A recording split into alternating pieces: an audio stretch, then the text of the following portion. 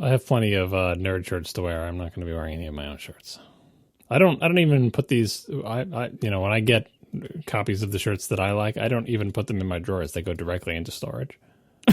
You would. Why buy them then? Because I need to have them for the collection. I want to know this was the shirt that we made at this time, and I'll probably wear them when I'm like old and retired and stuff. When That's so your plan is when you're old and retired to unlock your storage vault of old unworn podcast T-shirts, mostly for podcasts that won't exist anymore. Well, no, it's just for all the other podcast shirts I wear, but for our podcast for ATP, okay, I don't wear those now. Why don't you just get two and you wear one and keep one in the vault? I don't know, it feels weird wearing your own podcast shirt. Oh, I have no such qualms. It's right in Casey's wheelhouse, obviously, but for me, it just I don't know. Wait, slow down. Why is it right in my wheelhouse? Like, it just is. You love wearing your own podcast shirts. I'm not gonna lie, that's true. So you're okay with wearing all other podcast shirts except for ours, basically? ATP or Rectif, so I wouldn't. If there was a Rectif shirt, I wouldn't wear it. And there is no Robot or Not shirt, even though they try to pass off the Robot and Comprel shirt as a Robot or Not shirt. It's not. Anyway. Oh my God, you have to make a fridge shirt for Rectifs. We don't have any shirts for Rectifs. Like the problem with the Rectifs logo is the two generic circles, but that's like three colors. Plus you got like a gradient background that you can't really do in shirts. I don't know. Make it like one of those engineering drawings where it's like an isometric view of a fridge with the measurement lines on each side, and like it's like 30 inches wide, like the exploded classic Mac. Yeah, like an engineering drawing of a fridge with the measurements on it and all the different nitpicks and problems that you had. Maybe the doorway. This is a Rectifs topic. I got to tell you about the story of me trying to buy this washer to adjust the door. It's an ongoing saga. Let me put it in Rectifs right now. Yeah. For anybody who has not listened to the latest episode of Reconcilable Differences or Rectifs, oh my God, we'll link to it. Oh my God, it's already in there. So good. If you like John at all, you have to listen to it. Like it is as close as we've come in the last X years to another episode of Hypercritical. See, people said that, but if I did that for Hypercritical, like at Hypercritical, I always had outlines. First of all, the story would have gone somewhere, which I get is part of the humor in it that doesn't actually go anywhere really. But like there would be a better like structure to the story, and I would be going somewhere with it more than I was. Because honestly, there was supposed to be just a mini topic. Like it wasn't the plan. And it would have been so much better organized. I would even say it is better than Hypercritical. Ooh, that's how good it is. You're used to the more rambling thing, because like the Hypercritical would have been pre-planned. Sometimes the spontaneity and like the humor of it like going on way longer than anyone thought it would, like that wouldn't happen in Hypercritical. You know what I mean? Because it's planned out. So it's definitely a different style. But honestly, I didn't mean to talk about it that long. It just happened. The fact that it wasn't planned out makes it even more impressive, because it sounds like you did plan it out. You're so prepared to tell this amazing story. It's not preparation. I lived it. I didn't even get to talk about the mini fridge this week. You'll hear about the mini fridge. It's not that there's much to tell, but I didn't even get to include all of the relevant detail, the relevant boring details. I don't need to see it, Dottie. I lived it. You have a back. We would like to put our shirt on your back. We are selling T-shirts. So, to be clear, they will also cover your front. I want to just make people make sure you know that. It's practically two shirts for the price of one. A front shirt and a back shirt. It'll even cover the top few inches of your arms. Yeah, Apple will just replace your top case, but we'll cover your whole body. Oh, God. The sad thing is, I was trying to leave Marco a clean edit because I felt like that joke totally fell on its face. But now we're committed. So here we are. He's got a clean place to put in the crickets. Don't worry. Yep. Oh, gosh. All right. Well, anyway, so we are selling shirts because it is WWDC time. So here's the thing. Every year when ATP starts thinking about shirts, which is somewhere in the February to May timeframe, depending on how on the ball we are, we always kind of look at each other and just scratch our heads and wonder, what are we going to do this year? And on occasion, one of us will have an epiphany. I think that the ultimate example of this from years past was Marco's epiphany about the watch-themed shirts. Yeah, like the ones that came in like the different metals and the gold. We had Sport, just ATP shirt, and ATP edition. Mm-hmm. That's right. And the edition one had like, I think it was real gold foil. It doesn't really matter. It wasn't actually real gold. Like we tried to get real gold. But is that what it was? Okay. It was real gold colored. Yes, it was gold colored, like metallic foil print instead of like. I asked about like getting gold leaf so it would actually be real gold, but that was apparently impractical. So this year, we didn't know what to do. We had no particularly great ideas. And then one Mr. John Siracusa came out of the woodwork and said, I have not one, but two ideas. So we are selling two new shirts. We are also bringing back some of our favorite older shirts, which we'll talk about in a moment. But the two new shirts, one of them is the butterfly keyboard shirt. John, I am happy to describe this, well, both of these, but I feel like since you are the artiste, if you would like to describe both of these, the floor is yours. I don't want people to overthink it too much. The butterfly keyboard shirt, obviously, you listen to the show, you know what the butterfly keyboard is, you know why it's related to the show. This seat is an homage to everyone's favorite keyboard, the keyboard we love to hate. The butterfly keyboard, it's got the letters ATP on butterfly keyboard keycaps, and it's got a butterfly on it. And that's basically it. And it's got the name of our show. And I feel like if you wear this shirt and people see it on you, and they understand it, and you understand it, there will be a kinship there, because it's not obvious what the hell this is about. Because otherwise they're like, it's letters in a square and a butterfly? I don't get it. Anyway, I think it's a clever shirt, and it's very tasteful. Indeed. And so that will be available in silver and white, just like Macs are or were. And then we have another shirt. John was very enthusiastic about it, and who am I to stand in the way of John Siracusa? So, John, tell me about your baby. This is kind of like, the shirt design I had a couple of seasons or whatever ago with the Pro Max all lined up, and we have a variant of that available for this year as well.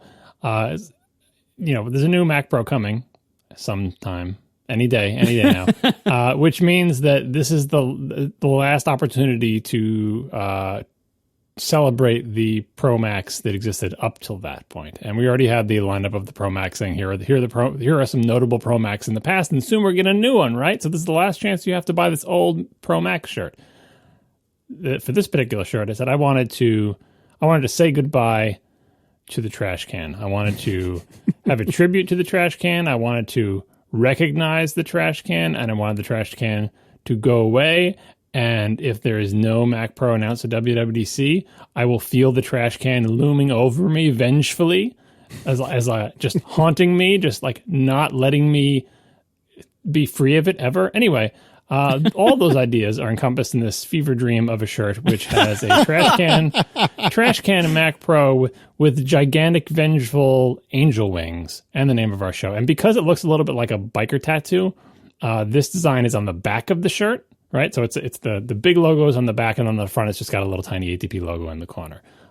So it does really look like kind of like a motorcycle gang shirt, but it's about a nerd podcast about a pro Mac computer that stuck around way too long and is with us still. But maybe going away, but maybe not. Anyway, that's the shirt. All right. Then we are additionally reissuing the ATP logo shirt, which is the one that we are, in the past anyway, most proud of. We really love that one. Additionally, the ATP Polo, which I fought tooth and nail for, and you guys were kind enough to prove me at least slightly right by buying at least a few of. The Monochrome Pro Max shirt is coming back. The ATP hoodie is coming back, which is a personal favorite of mine. The ATP hat is back, and then the enamel pins never actually left. However, as of a couple of months back, or maybe even a few months back, they do have locking pin backs now, so you don't lose them as I did with one of mine. Here's the thing, listeners. This is where I guilt everyone to some degree. This is the time to order shirts. Don't put it off because you'll forget. There's only going to be a couple of weeks when you can do it. Do it now. If you are at all interested in any of these, please, in a safe manner, stop what you're doing, pause the podcast, and take a look at atp.fm/store. Don't be that person that says, oh, I forgot, and I have a birthday for a friend coming up, and this person really wants it. Is there anything? No, there's nothing we can do. Please be smart. Please safely pull the car over, stop running, and go to atp.fm/store. We'd really appreciate it. You can order until May 12th. For Americans, you should be able to get these in time for WWDC. I am not guaranteeing that by any stretch, but it should work out. That's why we timed it the way we did. So, atp.fm/store. Don't be that person that regrets having missed it. I'm talking to you now. atp.fm/store. Now, these shirts, John, I was going to say we, but really it was John, had the epiphany to do these two shirts. And we didn't know who to turn to. And then we thought, hey, wait a second. We have some friends at the Iconfactory. And you may know the Iconfactory from a lot of the great apps they've made over the years. We've talked about Linnea. Xscope is one of my favorite little utility apps that I use constantly to measure things on screen and get colors and things of that nature. Yep, me too. They make Twitterific. They do all sorts of things. And so Iconfactory, in short, makes products for designers and developers because they're designers and developers, and they're the ones that helped us with the designs for these shirts. And they did an incredible job, and we really thank them for it. So if you want to check them out, iconfactoryapps.com. These guys have been around for 20 years, actually more than 20 years. And they got their start by doing Macintosh icons that, quote, don't suck, quote. So they've done Star Wars Copeland style stuff. They've done a 32 by 32 pixel Millennium Falcon, which was very, very good. And I'm not even the biggest Star Wars fan, and I thought it was very good. They're still designing software for other companies and for podcasters and for themselves. So, hey, you should really check out their stuff. And additionally, they have a Patreon these days if you wanted to get some sweet, sweet iconography swag and stuff of that nature. So you can check out their website at iconfactoryapps.com. You can also check out their Patreon at patreon.com/iconfactory. And hey, give them a look. The Iconfactory is great, great people. They really saved our backs on this one. And they saved your back if you order the ATP Mac Pro shirt. So and your front. And your front as well. Yeah, let me explain a little bit of what the Iconfactory Patreon, the company's been around for 20 years. The Patreon is really like a return to what I knew Iconfactory for back in the day. Before I ever met anyone at the company, I would go to their website. And the reason I would go to their website is because they had icons, like it's right there in the name, Iconfactory. I used to collect icons on my Mac back when they were actually tiny little pixel art things and not the giant Mac OS X icons. And you could just go there, and every once in a while, they'd have a new bunch of icons for, some pop culture properties, Star Trek icons, Star Wars icons, cool-looking folders, things that look like The Matrix when that thing came out. And also their website used to have this cute little animation of the Iconfactory and little people inside. It was just like free stuff. Back when I was a young person on the internet, and I liked icons and wallpapers and free stuff. And that's why I would go to the Iconfactory. I think they had apps that back then, maybe they even had an old version of Xscope, I don't remember.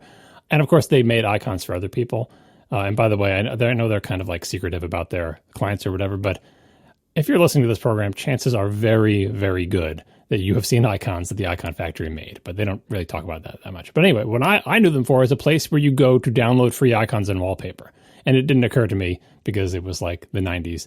Like, how do you stay in business if the only time I go to your website is to get free stuff from you? Well, Patreon is the answer to that. They've been doing all that stuff for other people. They have a huge set of apps that you can check out, and I highly recommend Twitterific. It's really cool.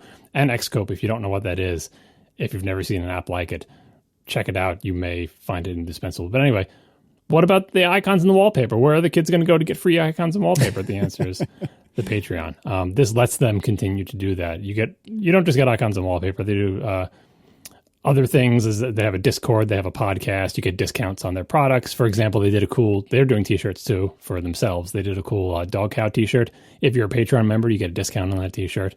At the highest tiers of the Patreon, you get discounts on their professional services. So if you support their Patreon and it turns out that you want them to design a t-shirt for you, you can get a discount on that service. It's really like the old Iconfactory that they used to know before they went corporate and started having all their own applications and doing all this work for these bigwig clients. As they say in the Patreon thing, bringing back the fun. So definitely check it out and throw a couple bucks their way. And it's like every month, I think? Every month they put in new stuff? I don't know. But if you sign up, you will get all the stuff they have released in the past. So you can download the Game of Thrones folders, the icons they made, the Captain Marvel stuff. And it just keeps adding up. So check out the website, patreon.com/iconfactory. And I have to say, speaking of their professional services, we worked with them to do the t-shirts mostly because these designs were out of our artistic reach, basically. Like, I probably could have hacked something together, but it wouldn't have been as good. And I didn't even want to attempt it because I had an idea of what I wanted it to look like, and I didn't feel like I could execute that without a lot of pain. So I did a mock-up in between eating my breakfast and going to work Like that's the time I made these mock-ups, and then I just wrote up a description and threw them over the fence to Iconfactory, and they were so nice and worked with me, let's be honest, to go back and forth via email 700 times until the wings on the stupid Mac Pro Angel were just the way I wanted them. You guys, this is not an exaggeration. If you can imagine having John Siracusa as your design client, like it's exactly what you'd expect it to be, right? So for them to endure all of that and not fire us, and I think we're even still on friendly terms, it's really saying something. It really says like they can work with anybody and they're really good. I feel like in some ways, yes, I'm a nightmare client because I have these very particular needs. But in other ways, I feel like I'm an ideal client because I'm able to articulate my ideas and tell you precisely in what way they have to change. Newsflash, they all say that. Yeah, at a certain point, the designers are like, do you want to draw these stupid wings? Right? I'm sure they got to that point because in my mind's eye, I see them at a certain point. I'm like, let me just draw the wings for you. But I can't. That's why we're hiring them to do it. So I just have to keep describing them. I remember at one point I was describing that the tips of the wing feathers should be a slightly different shape. And they did it. They changed the shape. And they're better for it. Anyway, Iconfactory is great. All their icons and wallpapers are great. Throw a few bucks their way because that will let them continue to do all these kind of fun projects. Yeah, and if you want to hire them for professional services, I've actually done that. I've hired them, and they are wonderful to work with. And they are just both amazing designers and amazing developers. Like their apps, like Linnea and Twitterific, are rock solid. Like the level of quality you get in the coding and the engineering of those apps is stellar. And then also the design services are just like, they're the best. Like they're simply the best. I don't know of better designers out there than Iconfactory. So if you need to hire anybody for that kind of stuff, I highly suggest you check them out.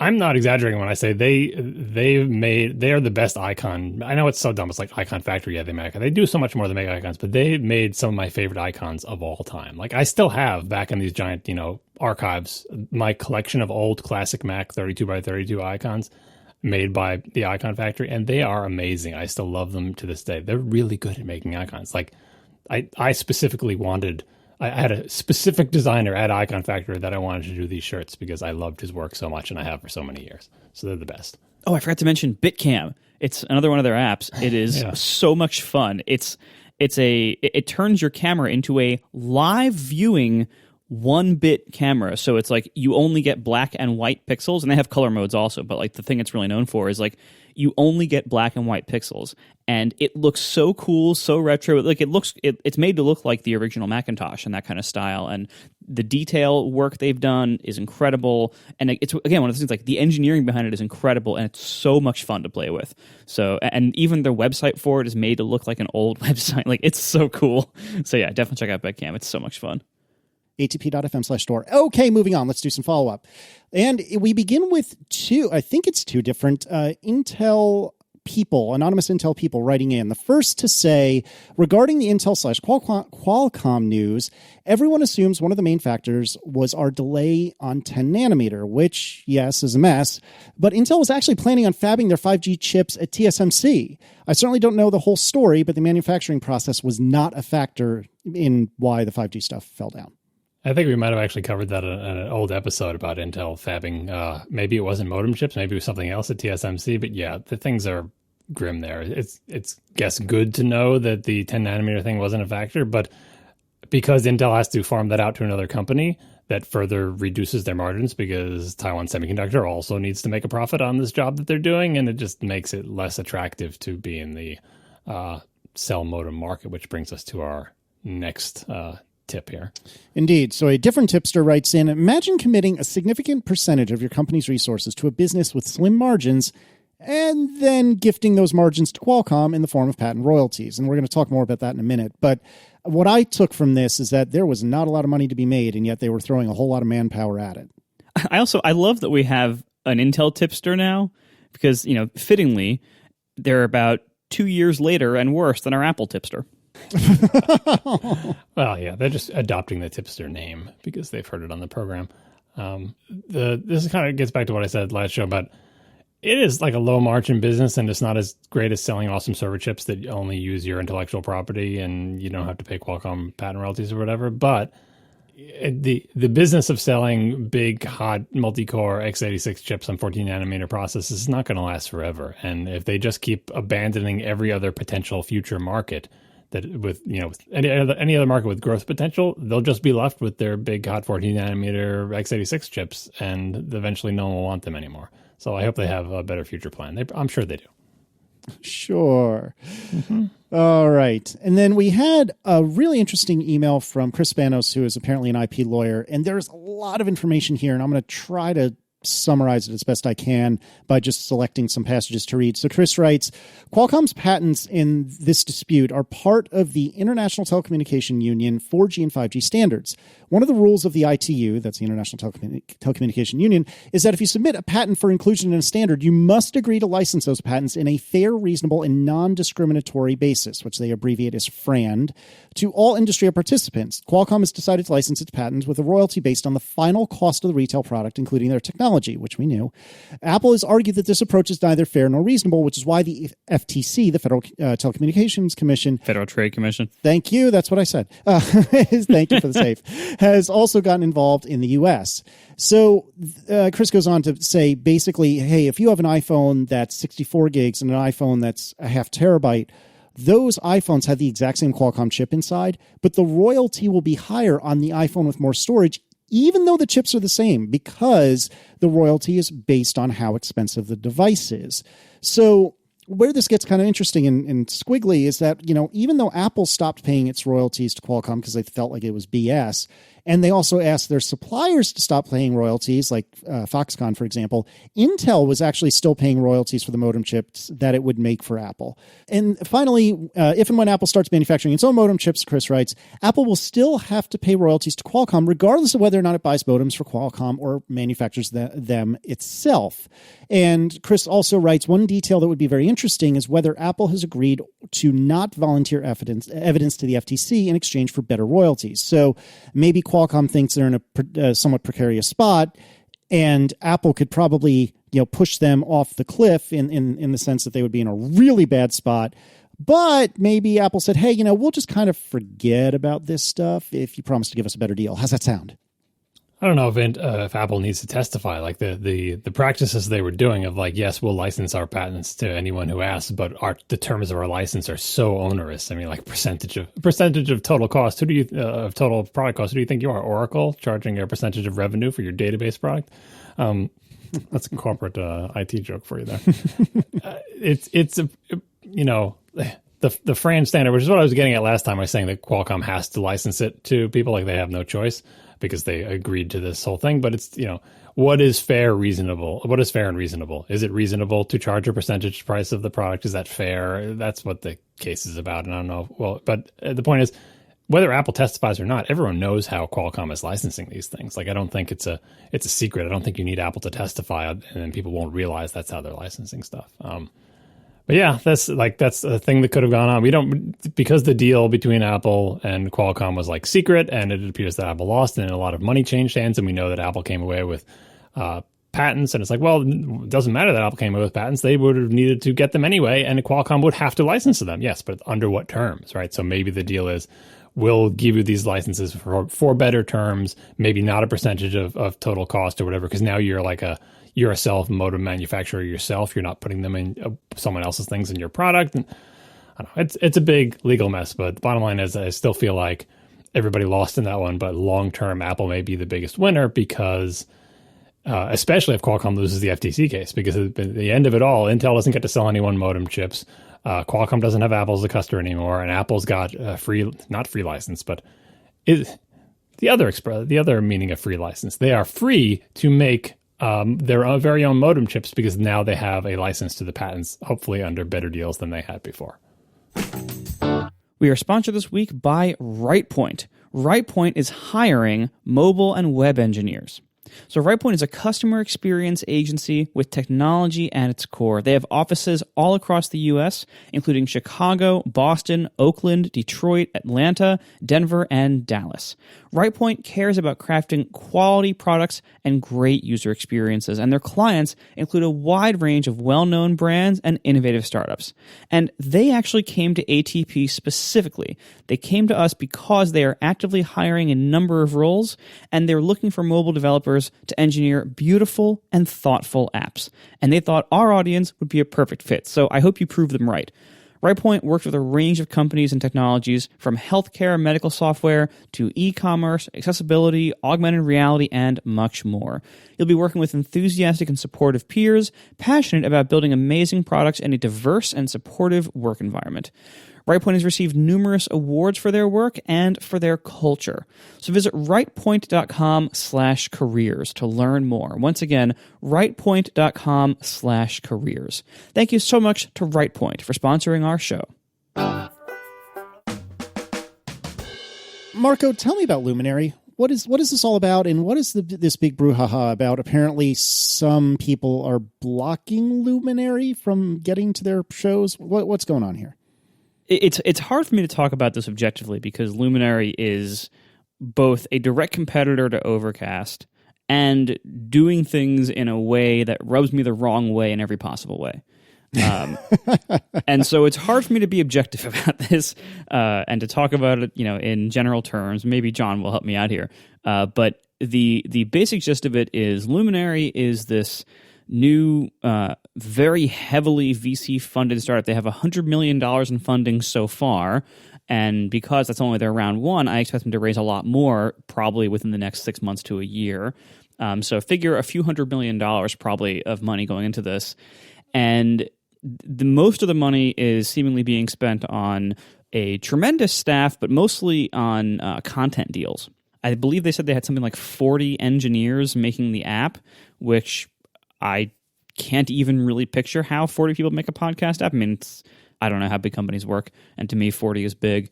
Anyway, and mainly they're doing content deals where they are paying significantly, famous or popular or big podcast producers or celebrities to make podcasts that exclusively work on their app, and all this is being paid by a kind of Netflix for podcast style model of they want you to pay $8 a month to get access to the premium content. But it's also a podcast app that anybody can use and that accesses the world of free podcasts like what other podcast apps do.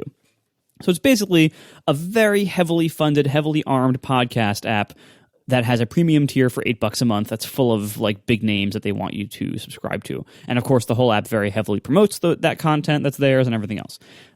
So I have lots of feelings about this.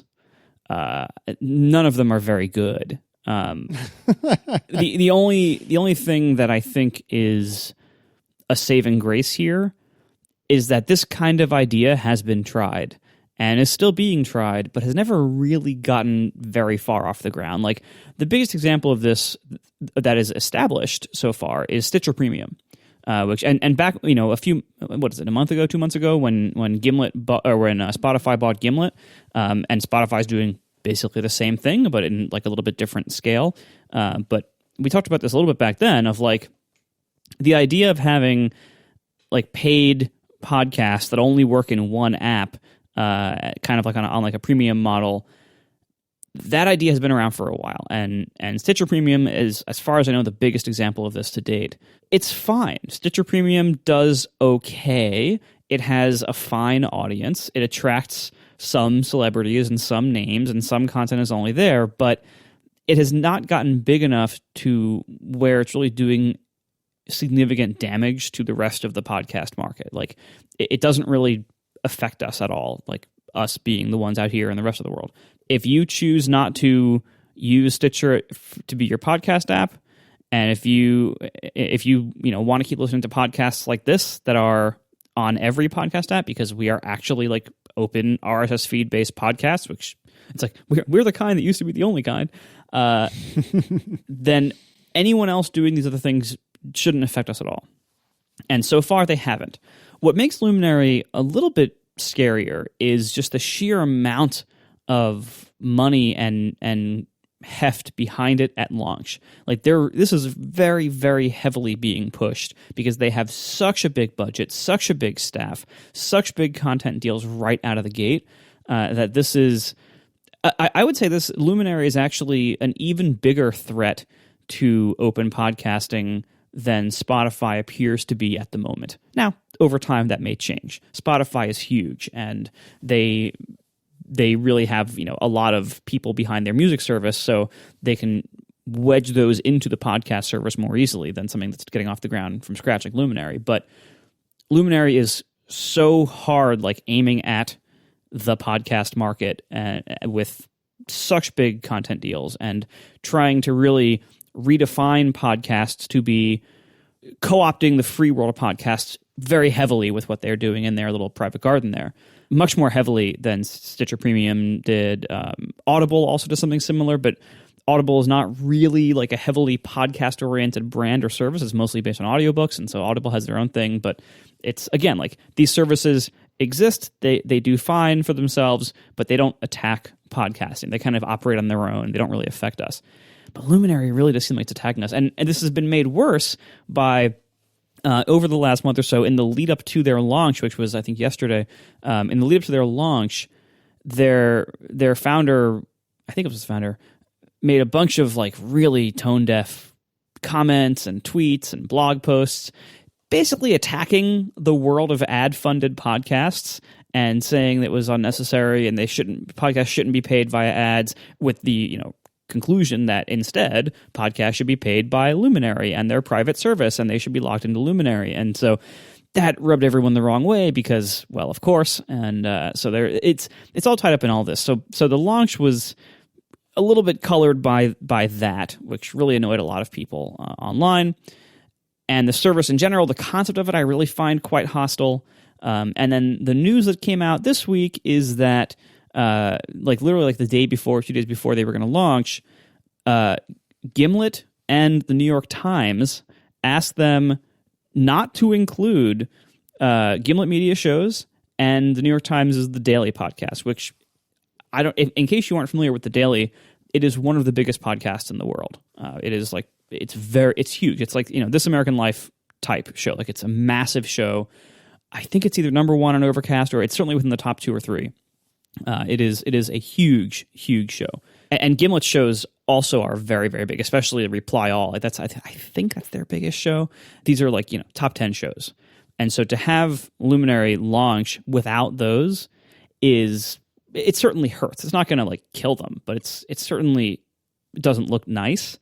There have been a lot written about this already. There's a lot of questions about can they even block them?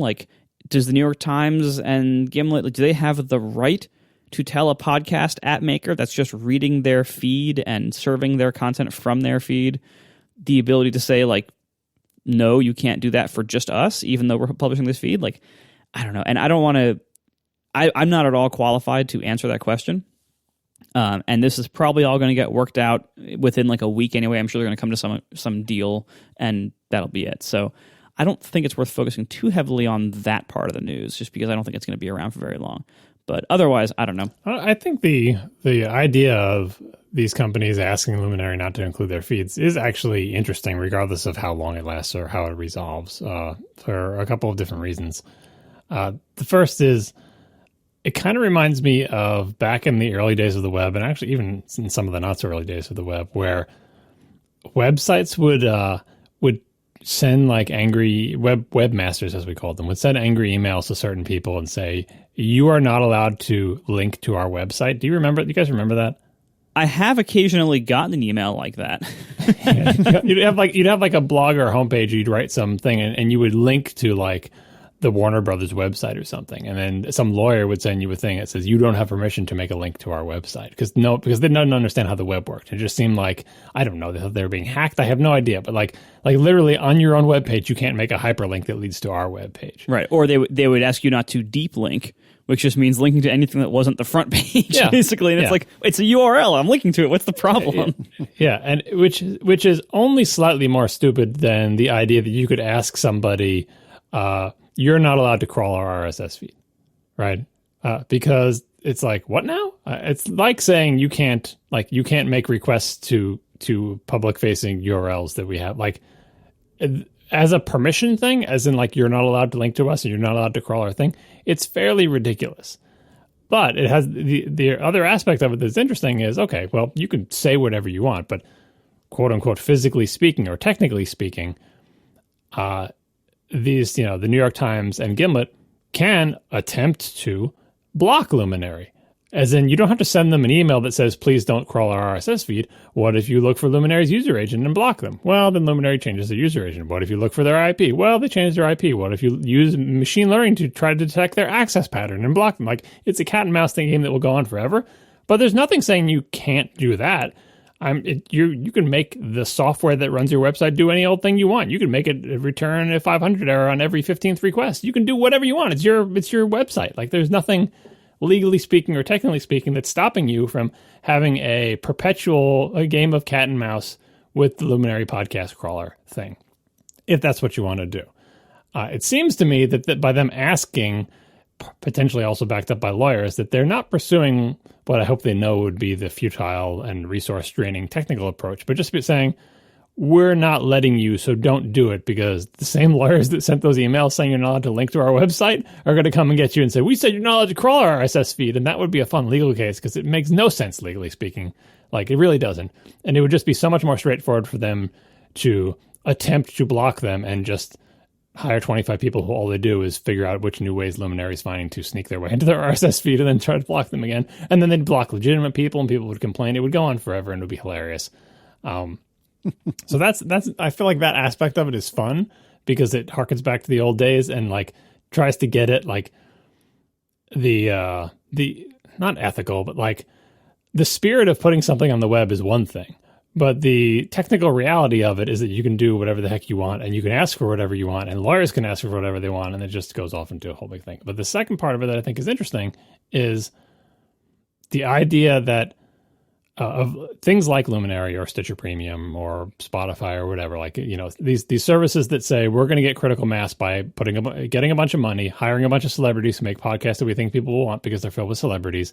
And then once we get enough people paying us X dollars a month, we'll use that massive, bankroll of money to give to other podcasts to make them more exclusive, and it'll build on itself. And eventually we will own podcasting because everyone will go through us. We will be in the middle, taking a cut of everything, and the open podcasting world will be dead, and we will be the Facebook of podcasting, right? That's what everyone's trying to do.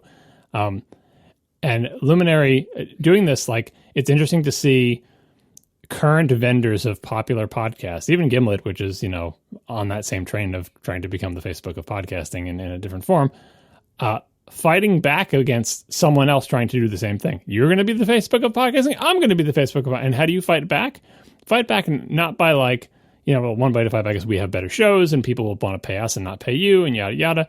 But if you already have popular shows, even popular shows with open RSS feeds, by trying to deny them to your competitors for the Facebook of podcasting, you can weaken them.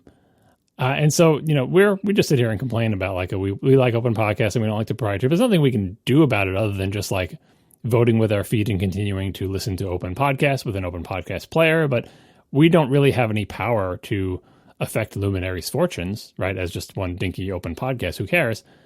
But these companies do. It's like, we own Reply All and we own The Daily, and you can't have them. And that would make someone not want to download the Luminary app. Like, the Luminary app is like a little Trojan horse. Like, it's a podcast app that apparently 40 people make. Presumably it'll be a good podcast app, right?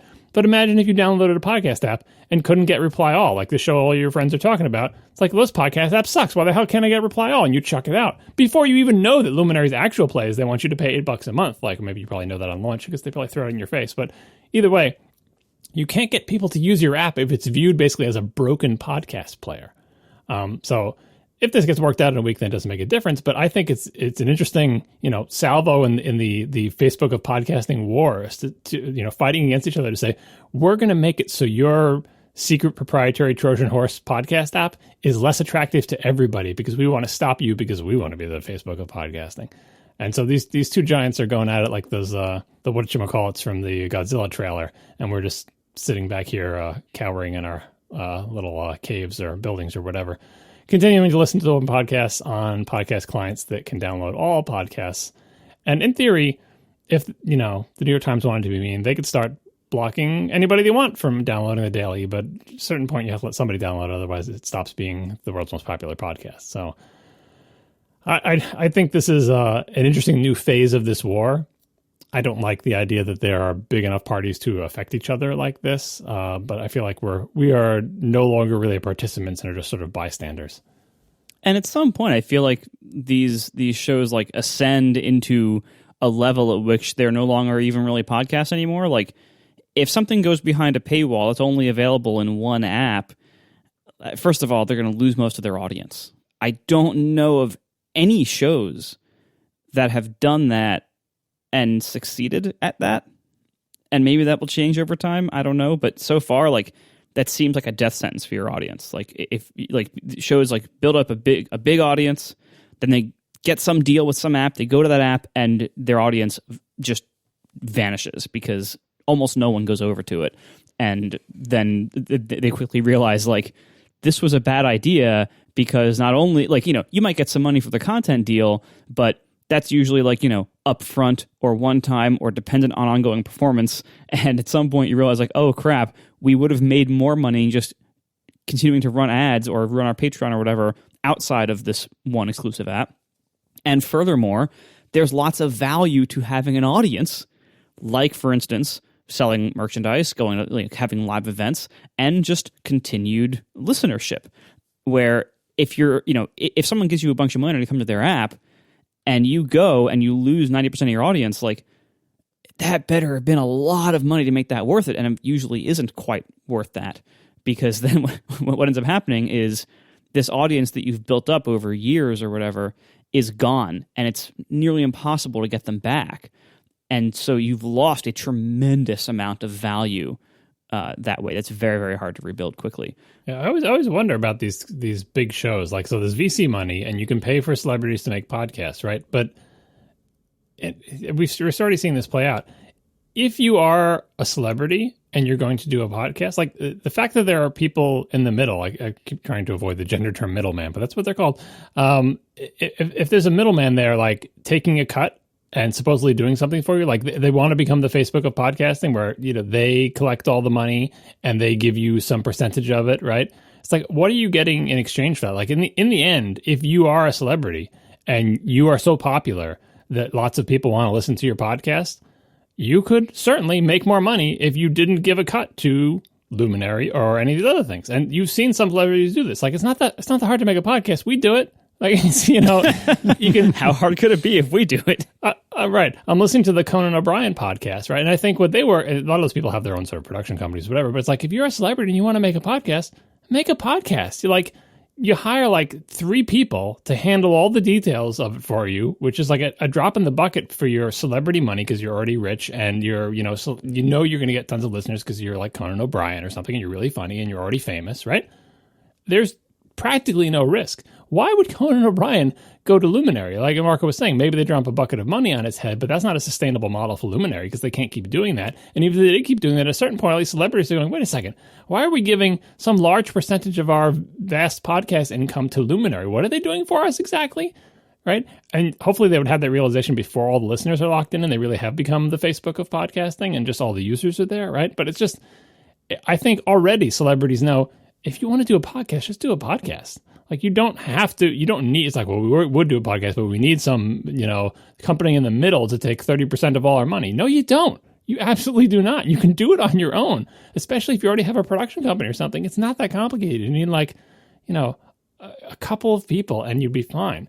So these companies trying to do this with the proprietary podcasting, like, they get all this money and they can get celebrities, but I think they can only do that because celebrities don't really know what podcasting is, or they're just kind of on the edge of knowing what podcasting is. Eventually, everyone will figure out, oh, we don't need these people. Like, and maybe that's optimistic because you could say the same thing about recording, or you don't need record labels. You can just do it all yourself. But I feel like recorded music and everything involved in the promotion of that is so much different than podcasting. It really is more like, like blogging, right? You can make your own blog and you really don't need a staff of hundreds of people. And I think we've proven that. Like, that is the thing that you can do. If you can write well and you can more or less do it on your own.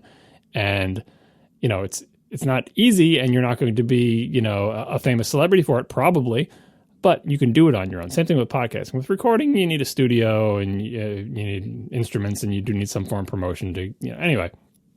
I'm hoping that the world of people who are basically famous people who are guaranteed to have a huge podcast audience will very quickly realize there's no reason to get into bed with Luminary or Stitcher or Spotify or any of these things. It's not saving you. It's not like, well, I just don't want to worry about it. I just want to cash the big check. You can basically not worry about it and cash the big check already. Just hire 3 people or take 3 people from your existing production company or staff and have them do it. The people who stand to gain here are the people who are trying to get the critical mass of users and get them all paying $8 a month and eventually become the only place where any podcasts are, and podcasts stop being podcasts and start being Luminary casts or whatever the hell they would be called. That's the goal of all these companies, right? They want to screw all of us, including the content creators, because if that's the case, then you can't go make your own podcast, because who could listen to it? Because everybody uses the Luminary app because it's the only way to listen to quote-unquote podcasts.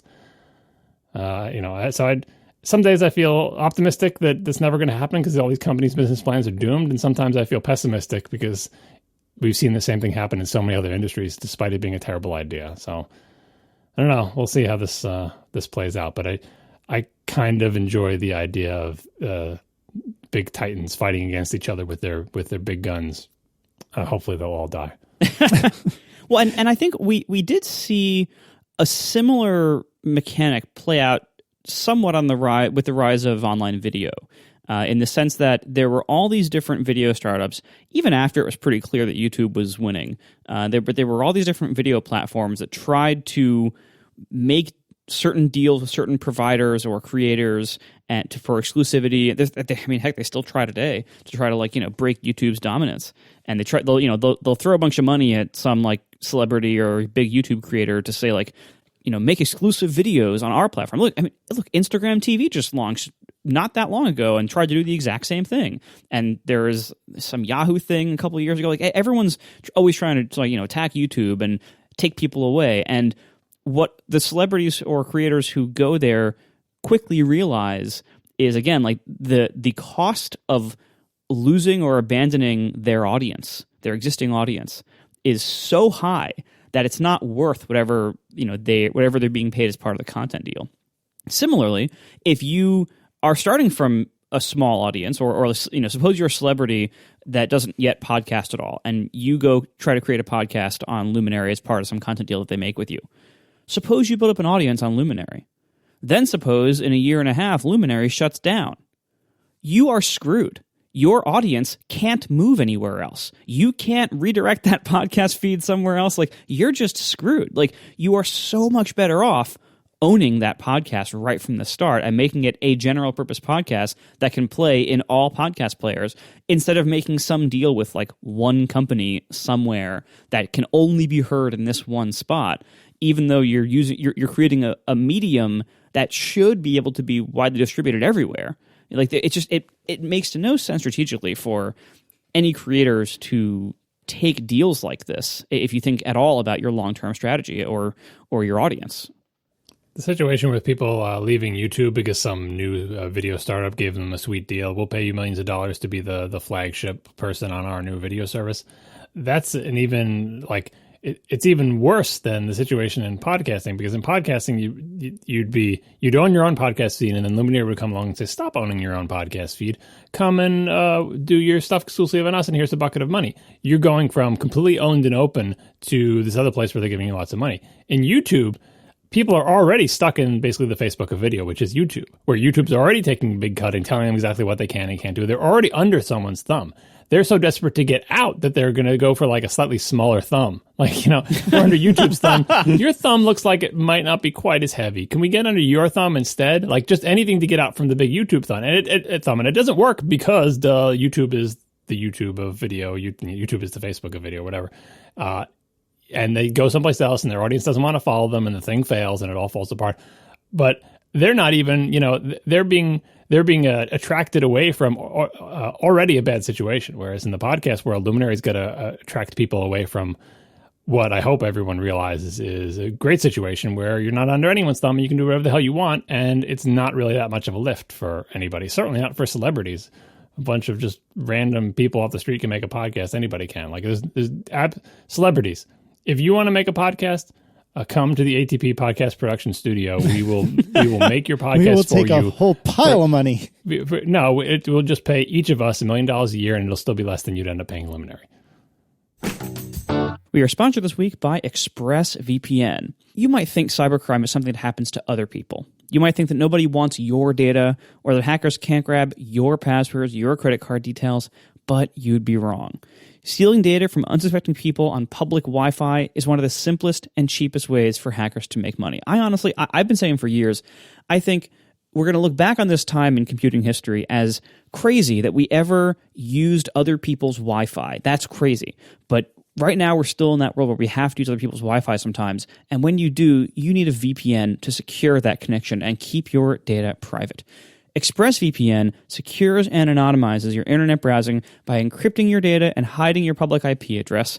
ExpressVPN has easy-to-use apps that run seamlessly in the background of your computer, phone, and tablet. It takes one click to turn on ExpressVPN protection, and you can safely surf on public Wi-Fi without being snooped on or having your personal data stolen. You can start using ExpressVPN for less than $7 per month, and it's pretty great. I've been starting using it myself when I travel. It's rated the #1 VPN service by TechRadar, and it comes with a 30-day money-back guarantee. So protect your online activity today and find out how you can get 3 months free at expressvpn.com/ATP. That's expressvpn.com/ATP for 3 months free with a 1-year package. Visit expressvpn.com/ATP to learn more. Thank you so much to ExpressVPN for sponsoring our show and keeping our data protected.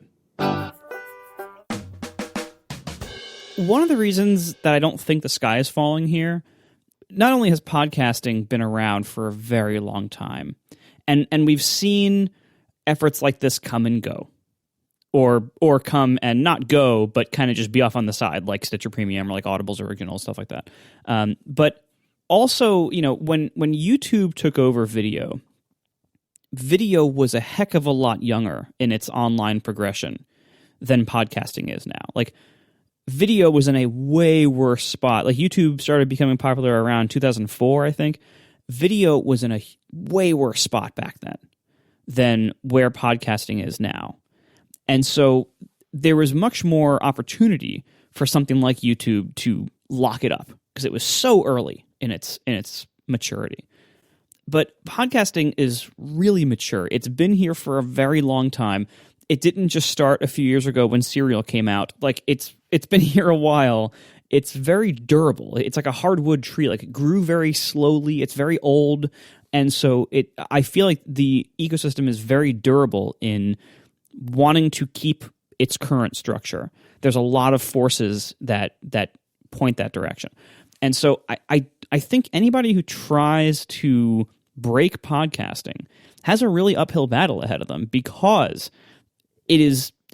there's much less of a problem that needs to be solved. Like, as you said, John, like, not a lot of podcasters and podcast listeners are wanting to change the way things are.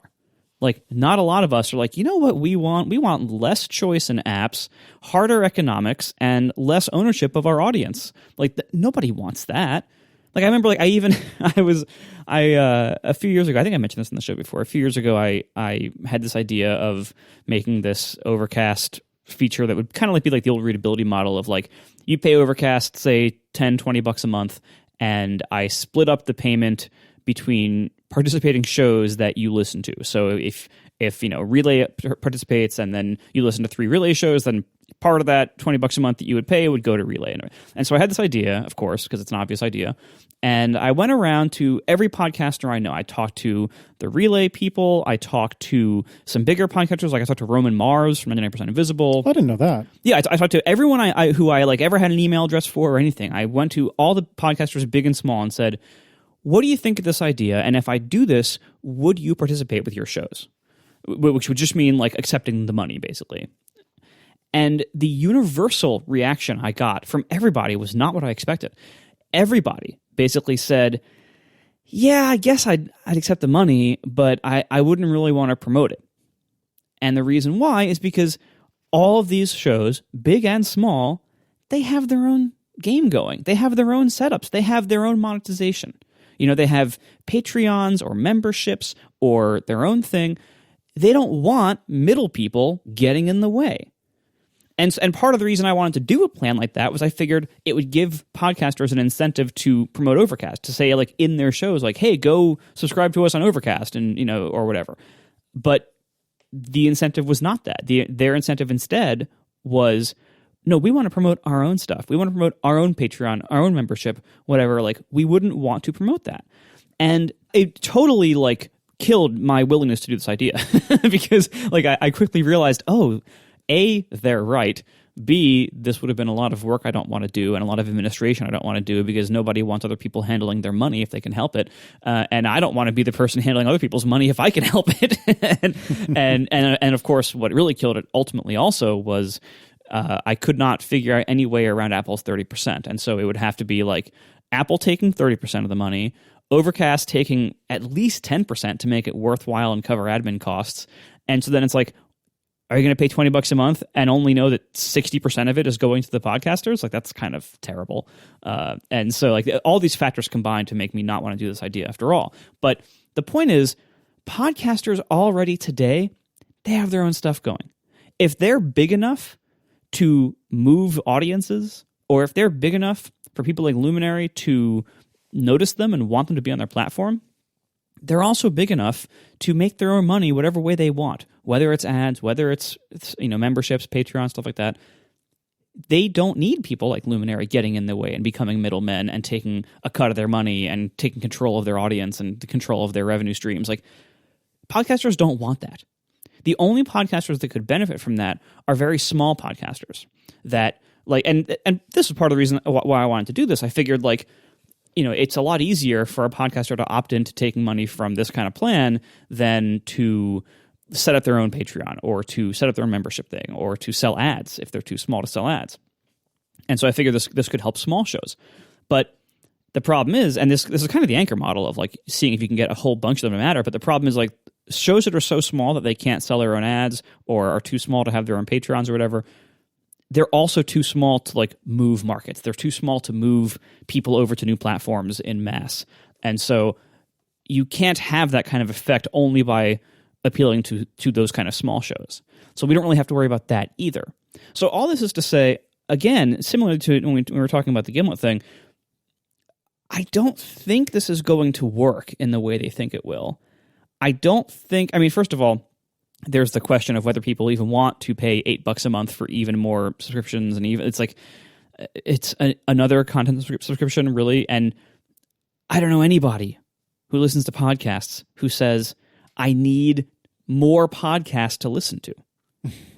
Everyone who listens to podcasts seems to have no trouble finding podcasts on their own, so many so that they don't have enough time to listen to them all because there's so much great podcasting out there. Like, podcasting has such a massive surplus of amazing content available for free in every podcast app that this is solving a problem that we don't have. No one's saying, hey, can we get more podcasts behind a paywall, please? Like, no one wants that. So I don't think this is going to succeed for lots of reasons.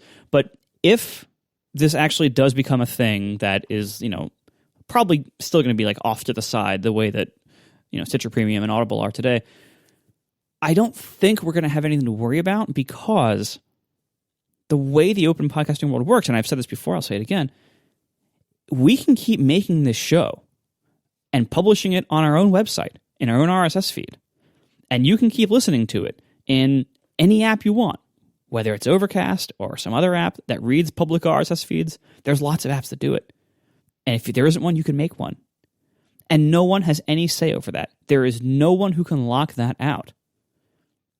And so as long as there are enough people who listen to podcasts in the open ecosystem, which there sure are a lot, and as long as there are enough podcasters who still make podcasts in the open ecosystem, and there sure are a lot, and there's huge incentives and money keeping them there, then it's fine. Then they can't attack us. The only thing that can attack us and can cause the kind of damage that like Facebook and YouTube have to their respective mediums is if something massively changes about the situation of the current open podcasting world. So either way fewer people listen to podcasts for some reason, which I don't see happening, or like the ad market entirely collapses, which I also don't see happening because it's really strong for good reasons. There's good bones under that. Like there's, good response rates and everything. Like podcast ads work really well. That's why people have been buying them repeatedly for so long. And so unless some major factor collapses about the open world of podcasting, we'll be fine. We are strong. We are made of slow growth hardwood. Like we are really strong. The foundations are all strong. None of the indicators in the market suggest that trouble could even be brewing ahead. Like, we're doing great the way we are. So if something like this can open up and go off to the side and do its own thing and throw a bunch of money at a bunch of celebrities for a brief time, fine. That's probably not going to affect us at all. And so as long as we keep making this show and shows like this, and as long as you all keep listening to shows like this in apps like this, they don't have any power over us. No one can stop us from doing this. All that can stop us is you and us. And hopefully we won't do that. And finally, before I finish this rant, I will just say, like, the world of like these huge podcasts, big podcasting, I don't listen to any of them. And I bet I'm not the only one. Like, yeah, they have a lot of listeners, but the biggest podcasts in the world, like if you look at the amount of listeners the biggest podcasts in the world have, and then you look at the numbers from all the various surveys of like how many people in the world listen to podcasts, there is no podcast that has like 40%, 50% of the market. None of them are that big. The reality is people listen to all sorts of podcasts, big and small. And while I'm probably one of the few people that doesn't listen to any massive shows, like I literally listen to no massive shows. Same. Like, I think the biggest show I listen to is Hello Internet. And, like, whenever people have issues about dynamic ad insertion that all the big publishers are doing, like, I have to rely on my users to tell me whenever there's a problem with dynamic ad insertion, because I listen to 0 podcasts that use dynamic ad insertion, which means I listen to 0 podcasts from any of the big publishers, NPR, Slate, like, all the, like, 0. Because, frankly, I find most big produced podcast boring. To me, it's like reading Reader's Digest. It's like I'm killing time here by listening to this, but I'm not, like, I get to the end and I feel like I've had candy for dinner. It's like I need intellectual nutrition. I just didn't get it. Like, I get to the end of, or if I even can get to the end, like, and there's so much fluff. There's like, I listened. I don't want to point fingers, but there was an episode of a big podcast that everyone pointed me to last week, and so I finally went and listened to it, and I could barely get through it because there is so much overhead and fluff and wasted time and promos and ads, and then at the end, and it's so, they're so like fakely produced. Like, they try to sound like they're casual talking to you, but it's all written ahead of time. It's all scripted, and you can just feel the money being set on fire around you as you listen to this massive bloated show. And then at the end, I'm just like, I got nothing out of that. That was valueless. Why did I listen to that? Like, I don't listen to any of the big shows. The great thing about podcasting is that you can listen to what you want. There is something out there about what you want.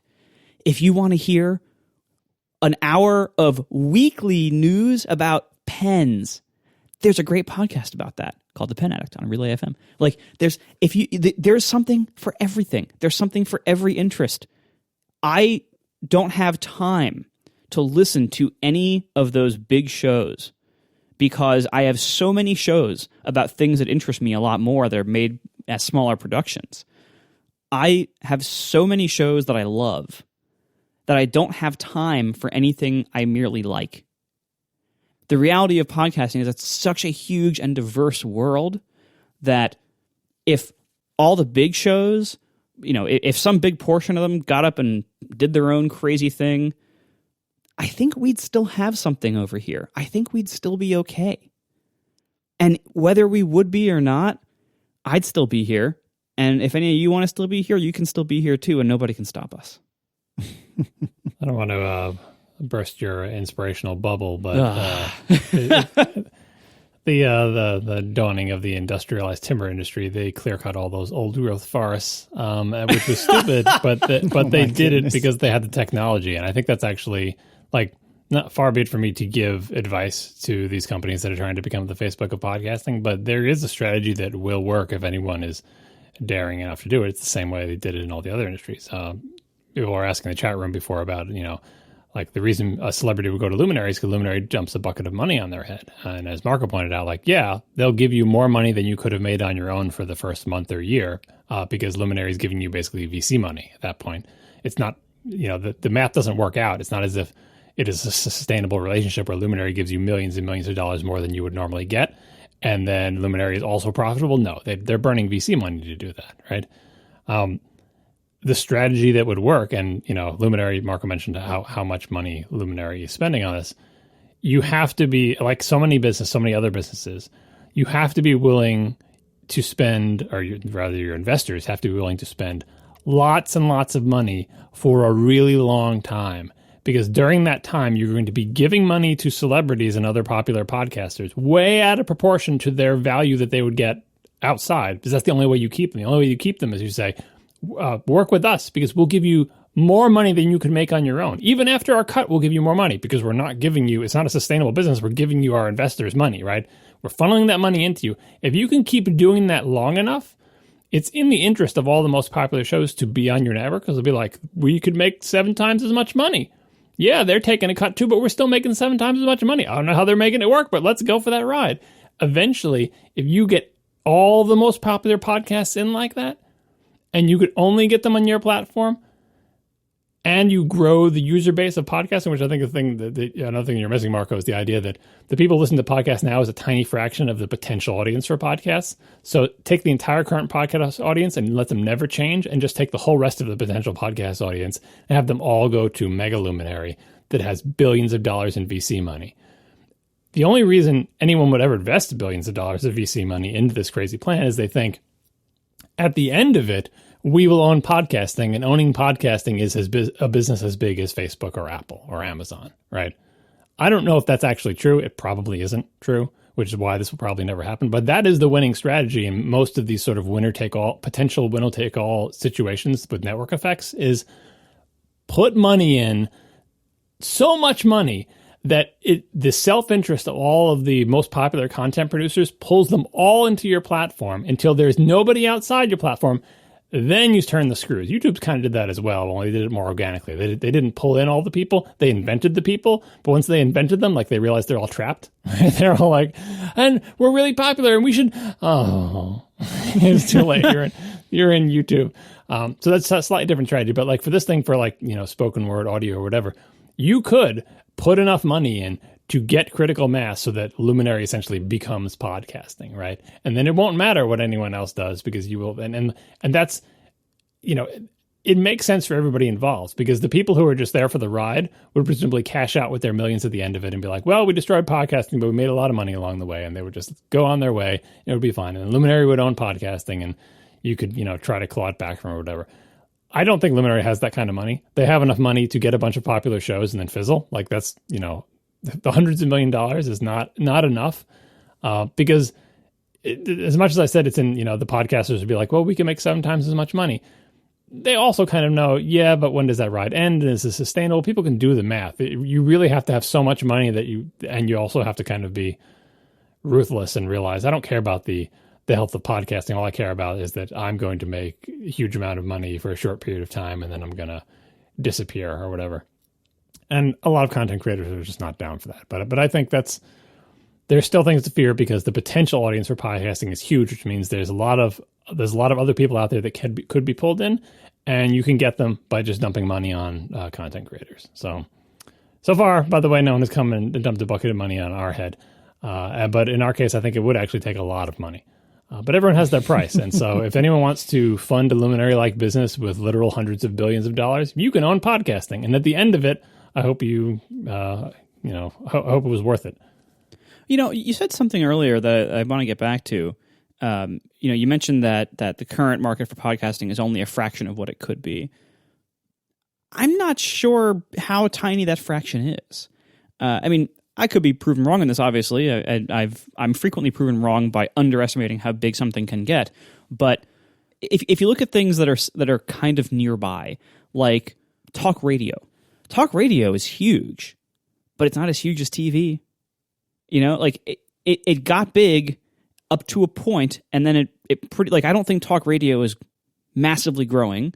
It's not spreading like hugely, like, you know, doubling every year or whatever else. Like, and I don't think anybody's assuming that at some point every person in the world will listen to talk radio. Like, it reached its natural point. It's, you know, its natural market share probably at least a decade ago, or probably many decades ago, and then it just kind of leveled off, and it's fine. And it's not like tiny. It's not dying. It's just fine. And podcasting, you know, every medium has that point.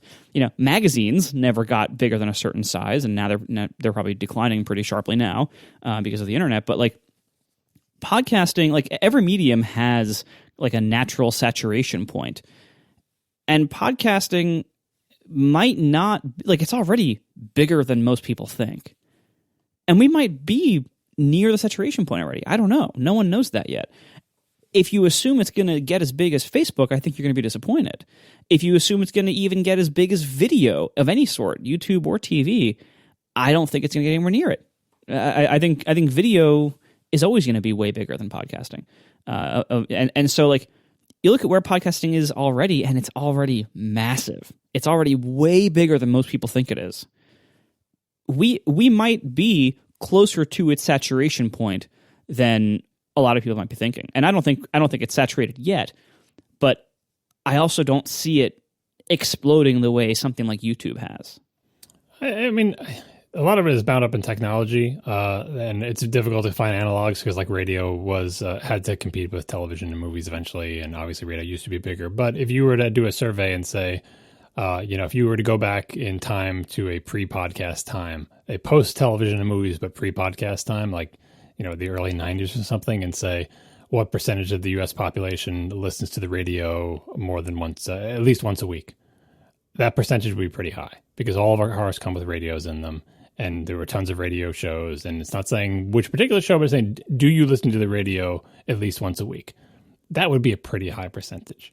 And even though we all have televisions, it's like that. I feel like that is a reasonable comparison because televisions and movies and all that stuff still exists, but there are many situations in which audio is the better or only option, like when you're driving or if you're just hanging around the house and doing chores or whatever, you might have the radio on, right? So I feel like that is a rough, you know, estimate of the total audience. And according to the thing I just Googled in 2 seconds, who knows how accurate this is, the percentage of the U.S. population that has listened to a podcast, listened to a podcast weekly is 17%. And I feel like that is way below the percentage that listen to the radio at least once a week. I've heard significantly higher numbers than that. This is the 2018 podcast. But now it's a lot higher if you go, what percentage of the population has ever listened to a podcast in their lives? That's 44%. Oh, okay. How many listen to it once a month? It's 26%. But how many listen weekly is 17%. But I think if you listen, how many listen to the radio weekly? Way more than 17%. So yes, there is a saturation point, and it's not like Facebook, but it's not 17%, right? And that's the U.S., which is, you know, a country with lots of radios, basically, and lots of people have the capacity to listen to podcasts, right? So it's not. You're right that it's not. It's a good point that it's not like cell phones or Facebook where your total addressable market is the entire Earth, but I don't think it's 17%. So I think there's definitely more audience to come. And honestly, like we mentioned this a few times, like when this has come up, even though we all find it easy to listen to podcasts, it could be easier. Not that I'm saying Overcast it's Overcast's fault or something, but like you do need to know they exist and understand that there's an app for it and understand how to use the app and stuff like that.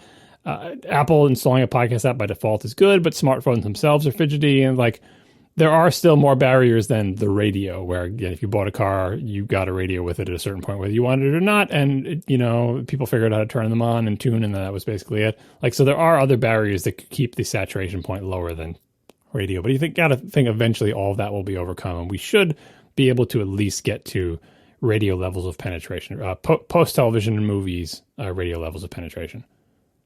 Didn't you write a blog post, Marco, once in your past? No, didn't you write a blog post about podcast money is coming or something like that? I said big money is coming. Right, that's what I could swear that this was a post I've read, and I could not find it, which means it wasn't big enough, title. Apparently. They need more money. Yeah, it wasn't the title. It was like an offhand remark in some other post. It obviously should have been the title. Yeah. Exactly.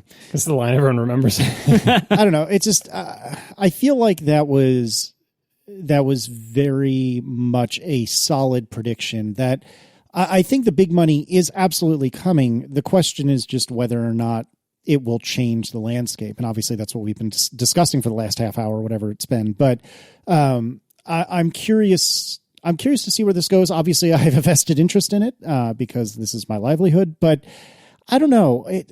Every time I start to get optimistic about it, I think, you don't underestimate what money can do. And then I get sad about it. And then I think, well, as you guys have said, this ship has kind of already sailed, and it's unlikely that any one group can really take over this entire industry. But I don't know. I flip-flop so often back and forth about it. But I do know that I don't particularly care for this exclusivity that is becoming very trendy these days. And I hope that the three of us are never put in a position that we feel like we need to do some sort of exclusive thing in order to continue to be compensated for the work we do for the show. And certainly sitting here now, knock on wood, there's nothing that indicates that we're at that point, but you never know what the future will bring.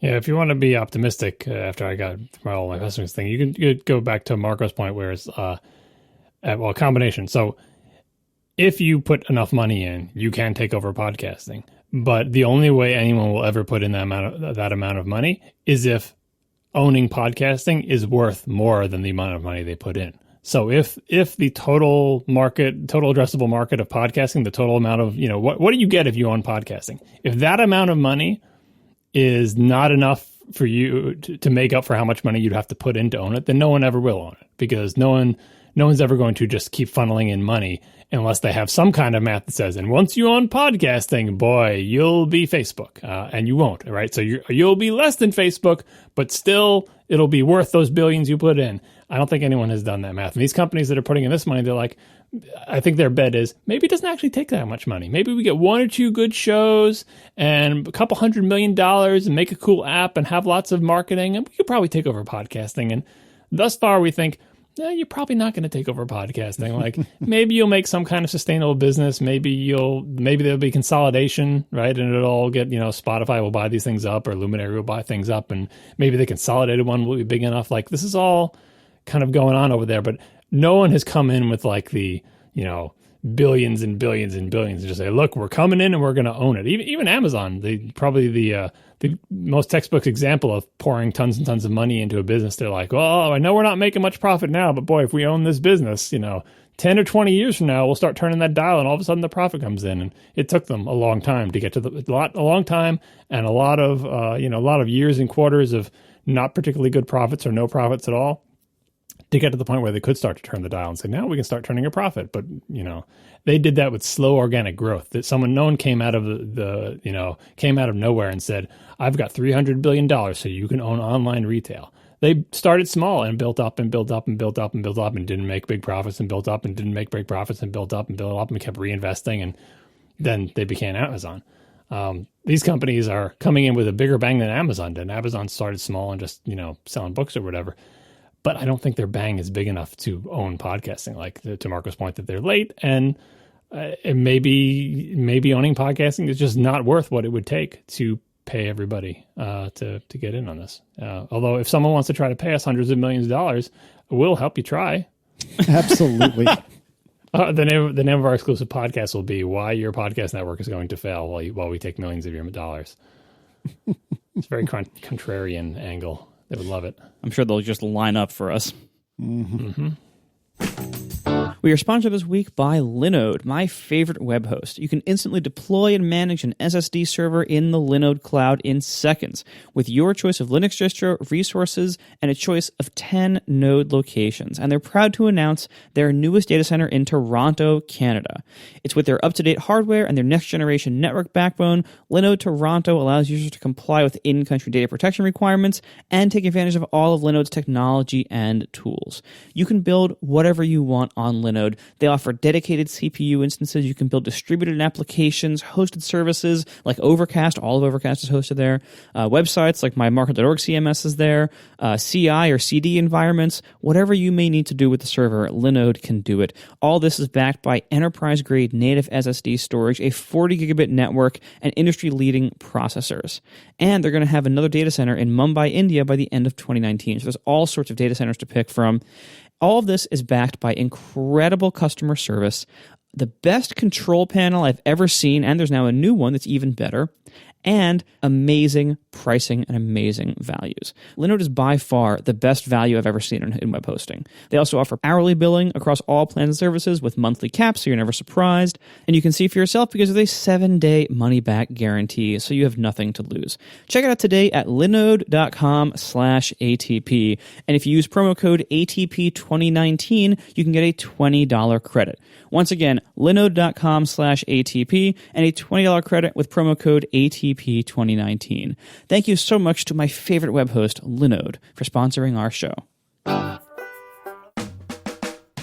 right, we should probably do something that's a little less navel-gazy. So our friend Guillermo Rambo has posted some more stuff over the last few days. And I don't know that we need to go on and on about this for too long, but let's just kind of at least talk about it for a minute. Apple Watch authentication beyond just computer unlocks. So for those of you who maybe don't have an Apple Watch or think they're too cool for Apple Watches, my co-host, the idea here is that if you have a reasonably modern Mac, but nevertheless it can be older than the Macs that have like touch bars and things, you can use your Apple Watch to optionally unlock your Mac. So you sit down at your Mac and you like hit the keyboard or, open up the lid, and it'll pause for a couple seconds and see if your watch is physically near it. And if so, and if the watch is unlocked, it will go ahead and unlock your Mac, which is super convenient and is, I didn't even really think about this until recently when I was hearing somebody talk about it. Maybe it was Jason and Mike, but, or I guess Jason Snell on Upgrade. But one way or another, it is something that works almost every single time. Of all the magic that Apple has promised us over the years, this and iMessage, which I know some people have not had good luck with iMessage, but I always have. This and iMessage are probably the two most reliable Apple things that I use on a regular basis. And so the idea here that Guy has come up with, or that he has discovered, is that you can potentially use the same mechanism for other things where a Touch ID equipped Mac would allow Touch ID to work. So an example of this is maybe authenticating with sudo in the terminal. Maybe this would be something like a 1Password or something like that. And I would love to be able to authenticate with 1Password via my watch. That would be extremely cool. So this is one of those classic Apple things that as soon as you hear about it, I feel like it's, a smack of the forehead. Oh, of course they would do this. Why wouldn't they? But I didn't think about it until, Guy Rambo had posted this thing on 9 to 5 Mac. So I am really into this. This is the first of a few that we'll talk about, but any thoughts from either of you guys, even though you don't believe in the Apple Watch? I think there's strong competition for this from Face ID. Because Face ID is so fast. Like I've done the Apple Watch unlock, and reliability hasn't been great for me. But more importantly, it's not as fast as Face ID. It's just not. If even when it works, I feel like there's a little bit more lag than that. So it's a good idea, and they should make it better. And this is definitely a great way for authentication to work. But Face ID is also a great way for authentication to work. So they should do all these things. And when you were describing this, I was picturing in my mind Marco with an Apple Watch strapped to his bare ankle, so he can do the convenient unlock stuff. But because it's got to be touching your skin, right, to stay unlocked, right? So it'll just be like under his sock, but he would be wearing his fancy watch. But still, because he would be in proximity, he could use it to unlock all his stuff. That's amazing. It would be like you're under house arrest by Apple all the time. Great. Marco, I'm assuming this would be obviously more than enough encouragement for you to eschew your fancy man watches and use an Apple Watch instead. Yeah, I don't think so. He's wearing it on his ankle. We already covered that. Yeah, that's what it'll be. All right, moving on. Siri shortcuts, screen time, and other iOS features coming to the Mac with 10.15, which is the next version of macOS, we assume. There's been a lot of discussion, and actually Upgrade was a really good example of this, is what does that really mean, Siri shortcuts? Because Siri means everything to everyone these days as to shortcuts, but it sounds like Siri shortcuts is the only thing that Guy had spoken about directly, but then he pontificated that, oh, well, if you've already got Siri shortcuts where you can set up like a, hey, dingus, resume overcast, and it will, do that. Well, why wouldn't you allow all of shortcuts? The thing that was once known as workflow, why wouldn't that come to the Mac? And this scares a lot of the old-timey Mac users because that makes all of us, well, not me, but it makes John wonder perhaps if something like Automator or AppleScript will go away. Then again, it appeals to the new Mac users like the Mike Hurleys of the world who don't really want to worry about Automator or AppleScript or stuff like that. Maybe you could, use shortcuts in the Mac, which would be really exciting. I think I'm enthusiastic about the idea of shortcuts coming to the Mac. I don't really use AppleScript personally, and I have a few times in the past, but it's not something I use often. And I do use shortcuts sort of a lot. Now, naturally, I'm perfectly happy doing other sorts of scripting and coding on my Mac, but I think it's a good thing to make a more approachable way for automating your Mac. Now, again, we're extrapolating quite a bit from the thing that Guy had said, which was just Siri shortcuts. But I don't know, Siri shortcuts doesn't really do much for me. I almost never use them, even on my phone. Shortcuts, though, that I'm interested in. So, John, how do you feel about this? I mean, shortcuts seems like a cleaner, more modern version of Automator. Mm-hmm. And in general, like screen time and other features that are on iOS, like it always seemed weird to me. Not weird because we're used to it by now, but like features coming out on iOS and the Mac doesn't get it for no good reason. Like screen time is perfectly appropriate for the Mac. You're in front of a screen, and it would be great for the OS to keep track of what apps you're using. There have been third-party apps that do that for a long time. Marco makes one that will quit an application if you haven't used it in a while, or if you're using it too much. I forget. If you haven't used it for a certain amount of time. Yeah. Anyway, and so great. Apple makes an OS level feature that tracks all that for you, not on the Mac for no reason. So it's great that that's coming. Siri shortcuts shortcuts in general is similar in that, like, you see it on a phone or an iPad and you're like, oh, I see. You get a series of steps and you can connect them together. And it almost looks like Automator, right? Like, I'm sure the workflow people are probably inspired by things like Automator because it's not there's been prior art in this area. Why is it not on the Mac? Well, on the Mac, you've already got Automator. So why do you need this? Well, because Shortcuts is newer and it does newer stuff. And granted, it mostly communicates with iOS apps, but soon those are coming to the Mac too. So it makes perfect sense that eventually all those things that are on iOS will come to the Mac. As for whether it's actually a replacement for Automator or a replacement for AppleScript, I think I talked about this when I was on Automators. There's still a place, especially on the Mac, for a true successor to AppleScript. Like, AppleScript is probably not long for this world for a variety of reasons. And honestly speaking, I've never been a big AppleScript fan, but I've always been a fan of what it can do. And so having a cool GUI tool like Shortcuts where you connect together blocks and do conditionals and do sort of like toy programming and make an easy way to make automation definitely should exist. In fact, I think there should be an even easier way. Like, I feel like Shortcuts is kind of in the middle, but there also should be a harder way. And it should be officially supported, and a good, well-behaved Mac app should support all of those things, not just you can only use Shortcuts to automate this app. Like, Shortcuts should be a friendly shell around. Like, you should be able to essentially write programs with real code that hook into the same things that Shortcuts hook into, right? With like an API. Like, what I'm basically describing is a modern successor to AppleScript. So I hope that eventually exists. Shortcuts is not it, but Shortcuts definitely has a role to fill, so it should be there. Next, and finally, we have WWDC 2019 for developers, and that includes new Siri intents for media playback, search, voice calling, event ticketing, message attachments, train trips, flights, airport gates, and seat information. Tell me more, ladies and gentlemen, about media playback. Obviously, we don't know anything, but I would love to be able to say, hey, Dingus, play, such and such by so-and-so on Spotify. And I know that there are competitive reasons why Apple would never want to allow that. But my second most requested Siri intent would be, hey, Dingus, play the latest episode of Accidental Tech Podcast on Overcast, which I would also love. So, Marco, I know you don't really know anything, but how do you read into this? What was your take on this? I mean, I have my optimistic take, which is like, if they're going to say like media playback intents, that to me sounds like it's probably going to be really good for me because, if right now, like, I mean, I guess it depends a lot on implementation details. Like, sure, current Siri shortcuts are so extremely limited. You can't even have like a parameter in them that changes. So for instance, Overcast has a shortcut that you can set for setting the sleep timer. When you create the shortcut, I have to specify how long you're setting it for.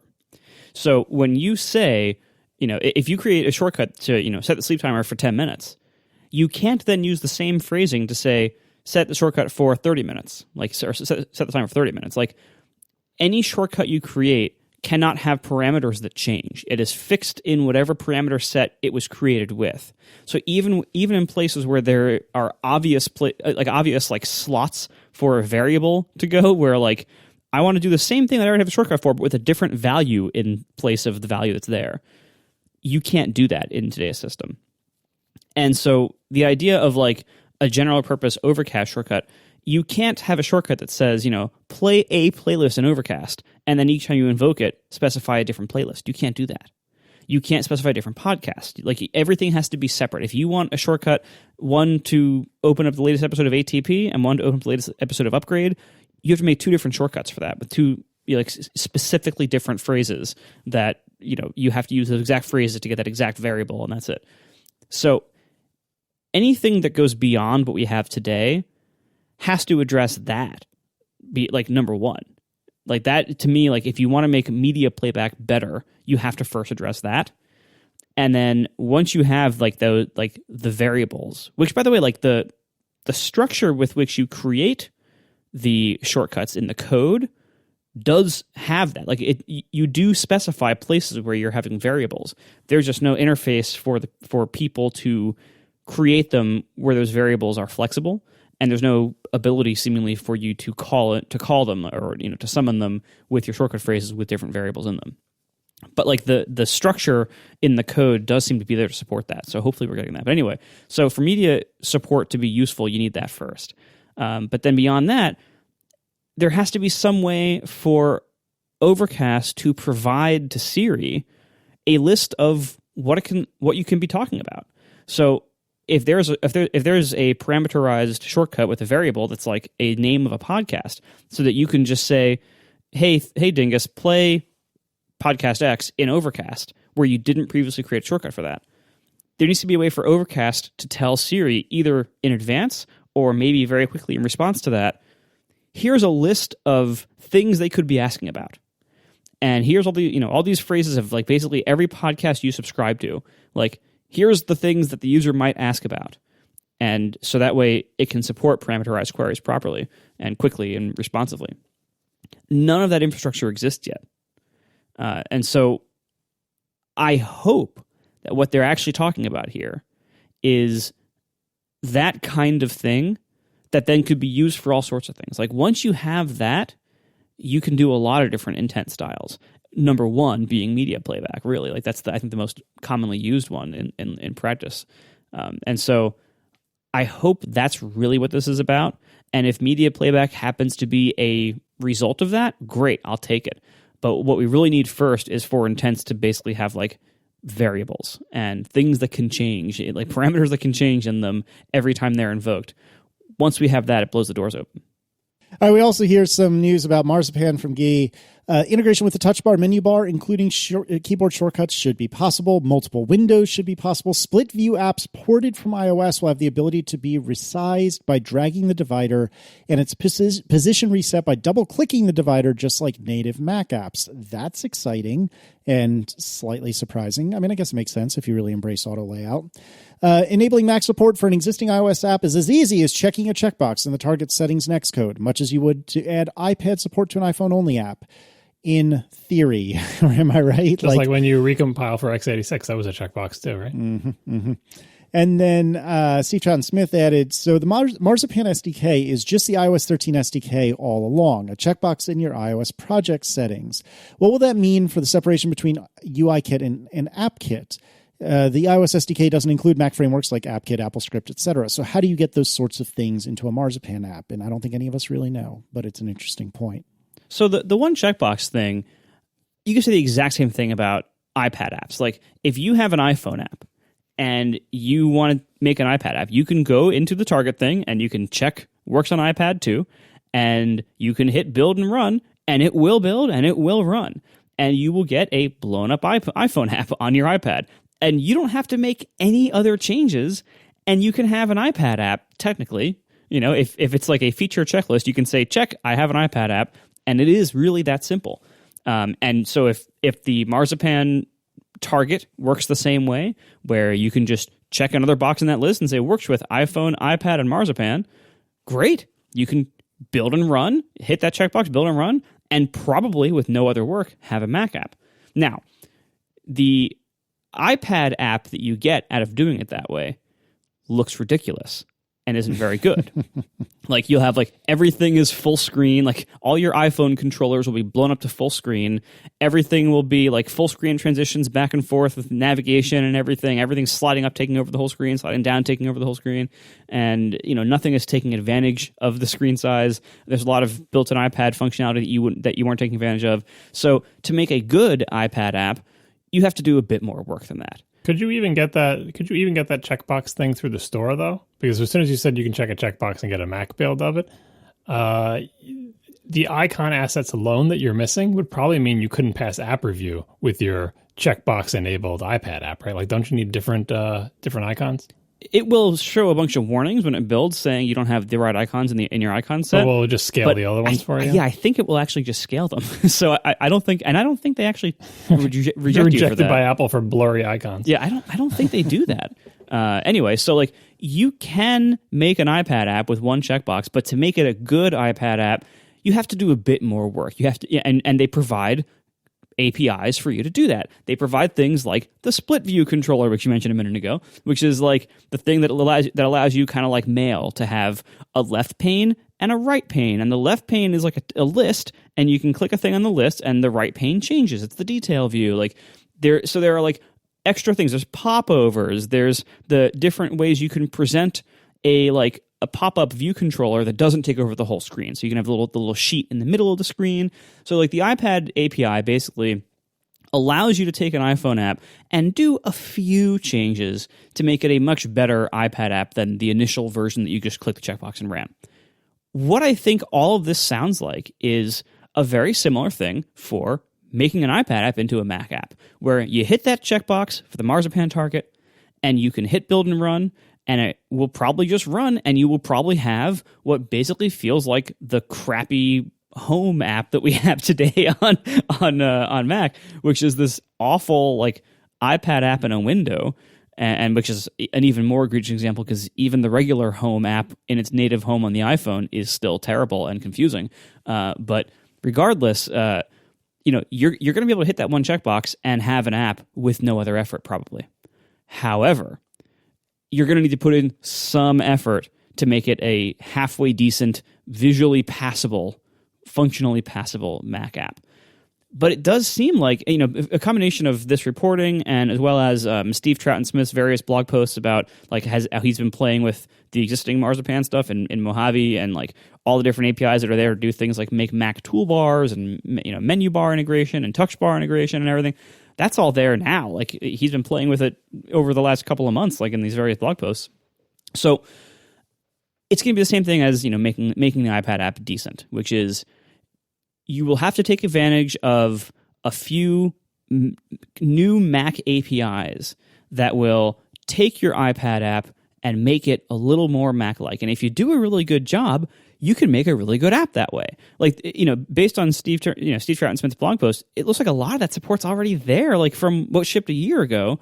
So they've had another year to work on it, and presumably they're going to make a much bigger push this summer, and maybe they brought more of their own apps over with Marzipan.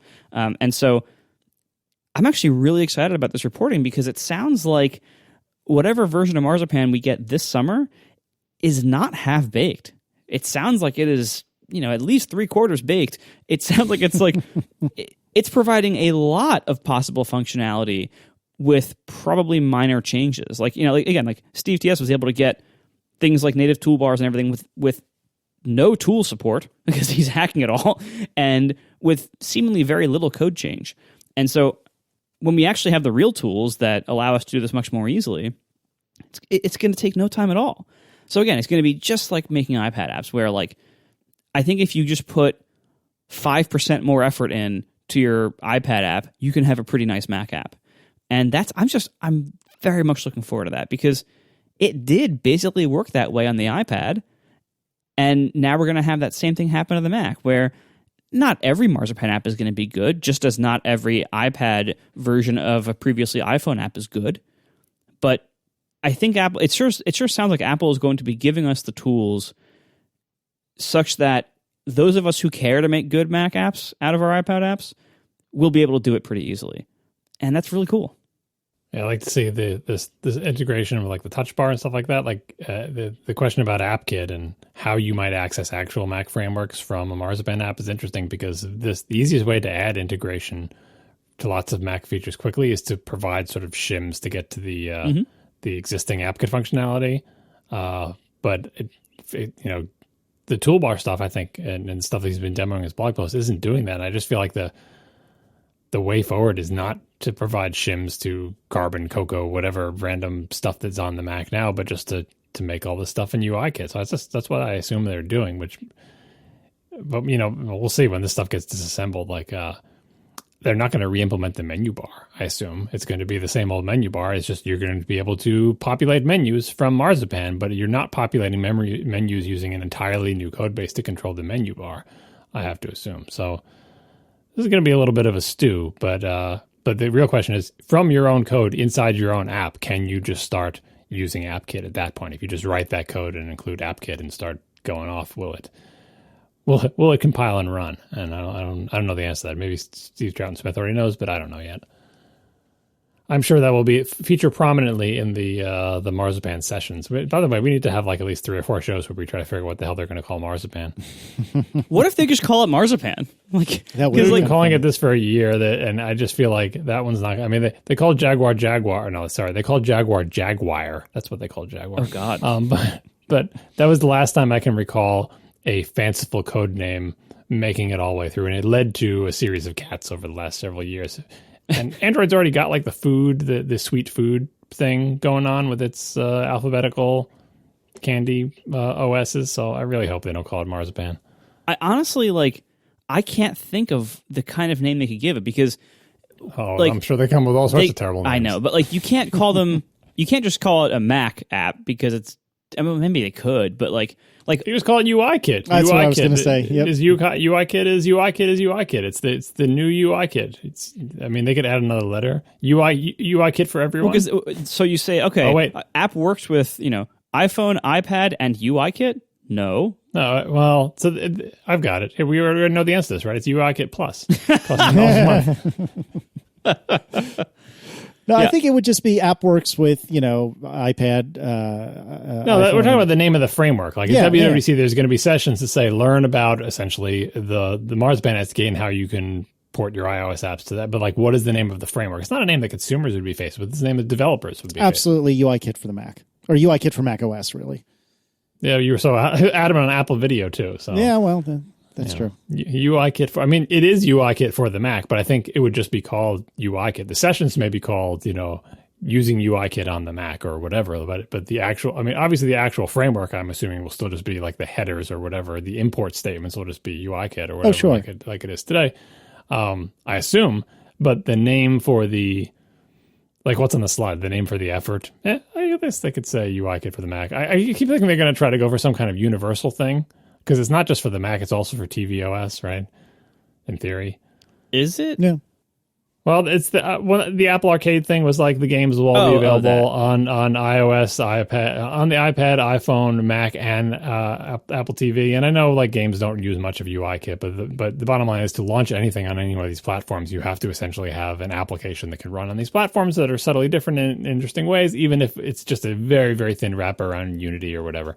So I assume there is actually a way to easily build from a single code base something that runs on iPhone, iPad, Mac, and tvOS. But we'll see. That's what WWDC is all about. Now, speaking of the leaks, this was just more days of leaks about, more features, and the WWDC leak is here's what they're going to announce at WWDC. I noticed no mention of the Mac Pro, but that's fine. Maybe you don't have that info. John is so worried, you guys. I've never seen I'm very worried. The only thing I've seen you get more stressed about than the Mac Pro is any sort of plane travel. That is the only thing I can think of. This is a combination of both. Yeah, exactly. We should do this last item before we wrap up the AR thing. New Swift-only framework for AR. Swift-only framework. It's time for that because we've got ABI stability finally. So we can start introducing Swift-only frameworks. This will be for augmented reality and a companion app that lets you make AR stuff visually, human pose detection. So that would be neat. You know, I'm sure they'll have some fun demos with that where people do weird poses on stage. And for game developers, the OS support for controllers with touchpads and stereo AR headsets.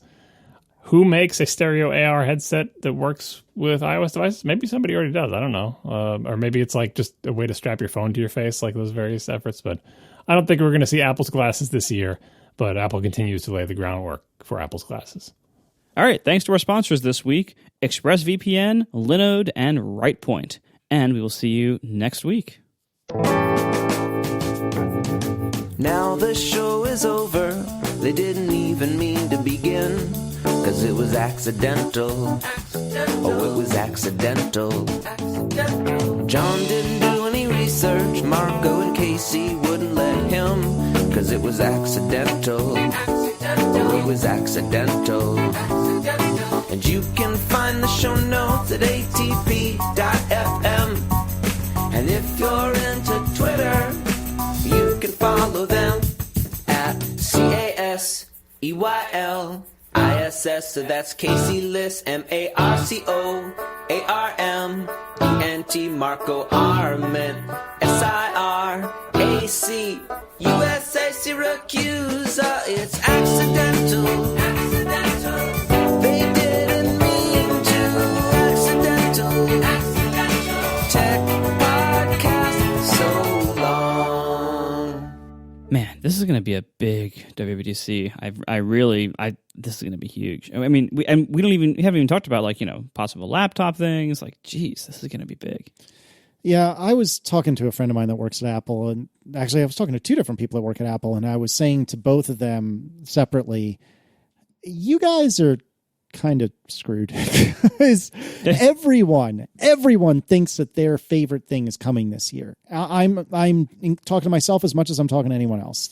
John thinks he's getting his Mac Pro. I think I'm getting improvements to files on the iPad, and I don't know, there's probably a million other things that I'm not even thinking about that I want. Marco's getting his Siri intent. Like, everyone wants stuff this year, and I don't know how Apple I don't see a future where Apple doesn't disappoint us, because everyone wants everything and they will not give us everything. They can't. So then what? Well, I can easily trim. Here's where we can trim. All right. So the Mac Pro. Marzipan and the Mac Pro have to be there. I think you can get away with the media intent, but forget about the laptops. I don't know. I just did your WWDC. That'll fit in a keynote. I mean, you could fit the laptops in there if you really cram them, but I feel like there's just no room with my giant Mac Pro reveal with lasers. Yeah, I think it matters a lot, like how much they try to make the WWDC keynote also like patch things up with pro users, because they might not like. It might just be focused on developers, even though developers are a huge segment of their pro users. But like they might just, they might have so much on the software front that they don't want to, mix the messages, or they don't have time. Like last summer they released laptops last summer, but they didn't announce them at WWDC, and they released them like in July. So they could I do expect new laptops are coming pretty soon. Like we're hearing enough rumblings on that front. I do think they're coming pretty soon, probably this summer. But it could be another one of those like July releases instead of June. But they don't necessarily need to be on stage because I feel like you could do this if the Marzipan stuff is as big as it's going to be. That could be practically your whole keynote, right? Oh, sure. It's hard to. Plus the Mac OS. I mean, you know what I mean? Like they'll do the Mac thing and they'll do the iOS. We've had keynotes like that where there's no hardware and it's just basically like, here's the new versions of the OSs, and there are headlining features for the new versions of the OSs, and that's it. And it's plenty with Marzipan.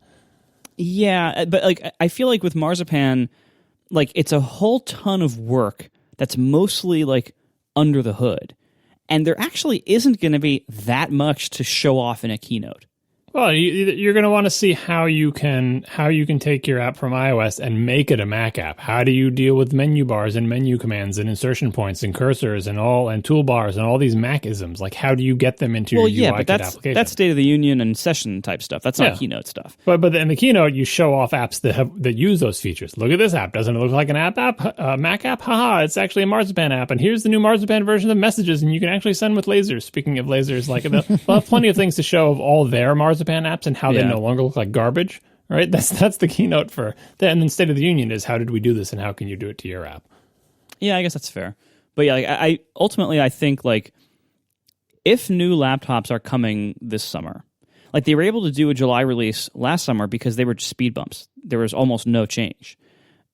But the ones that sound like are coming this summer might be the changed ones with like the whole new keyboard type. 16-inch new keyboard, the whole 9 yards. They would definitely want to have an event for that because it's pretty big. That would be announced at an event. They could do like they did with the new iMacs. It's bigger than the new iMacs, and they had like separate press events on various coasts for that. They could definitely do that for the laptop. I think it's way bigger. It's way more important than the iMac because the iMacs, again, speed bump. This is going to like these are going to look visually different. Like it's going to be a different model. So I think they're going to want to announce it at an event, but they don't have any events in the summertime. Like there's no event between WWDC and September usually. So if they're going to release these in the summertime, we're probably going to hear about it then.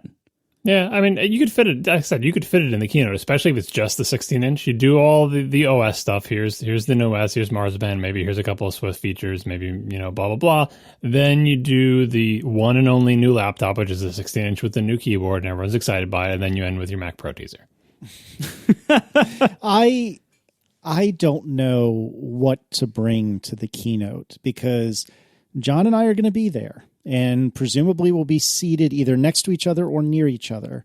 And I don't know what I'm going to do if you do not get your Mac Pro teaser. Like, do I give you tissues? Do I give you a Sprite? Do I give you actual alcohol? So listen, if there's no Mac Pro news at WWDC, my consolation prize will be seeing tons and tons of people wearing my vengeful Mac Pro, Trash Can Mac Pro Angel t-shirt. As I walk down the hallways, I just want to see everybody's backs, just these huge wings just spreading out and this huge thing just looming over all of us like a demon from hell. Because that's what it will be. It'll be this goddamn trash can. It's been with us then it'll be like 7 years. And if they have a teaser, then I will look at those same wings and say, goodbye, trash can. Fly off into the sunset. Fly away. Oh my God. I say this, snarky in a jokey way, but I actually am genuinely somewhat worried for your well-being if you don't get a teaser during this event. I mean, 2019 is long. Any day can be a Mac Pro Day in 2019. Summer is not the end of 2019. Like, there's still time. Last year I was kind of, not heartbroken, but I was disappointed when I learned before WWDC that basically don't expect any Mac Pro stuff at WWDC. And then I was like, okay, fine. This is disappointing, but next year it'll happen. And now it's time for it to happen in 2019. If it doesn't happen at WWDC, it's just, God, I just want to be in an audience. I want to see, you know what I mean? Because if they do it in a press event that I'm not going to go to or be invited to, right? It's not the same as me just looking at a web page, right? I want to be in an audience. Do you remember when the trash can was announced? I don't remember which WWDC it was because it was 34 years ago. I do remember when it was announced. Yeah, but and it was, I think it was Schiller was up there and... Can't innovate anymore, my ass. Oh, that's right. I forgot that was that. Anyway, what that's from. Yeah, what I was going to bring up, though, was that it was a relatively quiet part of the keynote because it was just Schiller talking. And then, if I recall correctly, there was just unbelievable bass with the volume cranked past 11 to 25. And it as much as I love to snark about the Mac Pro, it was impressive. Just sitting in that room, witnessing this happen was impressive. And of course, all these nerds, even me, even then I didn't really care about the Mac Pro, but I was swept up in the moment because it was freaking cool. And so in that sense, I really do hope that you're there for some sort of tease or reveal or whatever. I remember that presentation. It was great. Had the dramatic music and the video, and they're showing. And they always do the thing where they show it really close. And you can't even tell what you're looking at because the whole thing is filling the screen and the fan blades and all the other things. But then once they get to the part where they're talking about it and like the music part is over, they showed a picture of it next to the Tower Mac Pro, and it looked like a Lord of the Rings forced perspective thing where there was like a full-size human, but he's really far away from the camera, so he looks like a hobbit. We're like, is that graphic right? Because it looked next to a cheese grater tower, it looked comically small. Like it was like, that's not how big it actually is, though, right? Like, is this meant to be humorous? It's like, nope, that's how big it actually was. It's like we say trash can, but it would be the world's worst trash can. You'd fill it with 3 balls of paper. Like it's very small, and that turned out to be a problem long term for Apple. And so I remember seeing that slide and going, all right, so yeah, that seems small. But it was cool. It was definitely cool, and it was out there. I think it was in like a Lucite tube, kind of like the original iPhone, where you could look at it and everything. In fact, we had an episode about a week earlier where you said it's not like they're going to have a Mac Pro out in the tube, like out after the keynote, and then they did exactly that. Yeah, that's right. Yeah. Well, remember at that point we were in the phase where it was like the cheese grater was not being updated, and I was posting a case for a true Mac Pro successor. And unlike now, there was no point where Apple had a meeting and said, "Hey, guess what? We're making a new Mac Pro." So it was totally up in the air whether we'd ever see a new Mac Pro at all. Unlike now, where Apple has said they're going to make one, it's just a question of when. So that was totally out of luck. That was nothing that made that reveal great. We were in a situation where we were like, I guess Apple's just not doing Pro Macs anymore, right? And they were, and that's why it was exciting. The excitement faded as the years moved on, and the Mac Pro still couldn't output to a 5K Retina display. Anyway, 2019.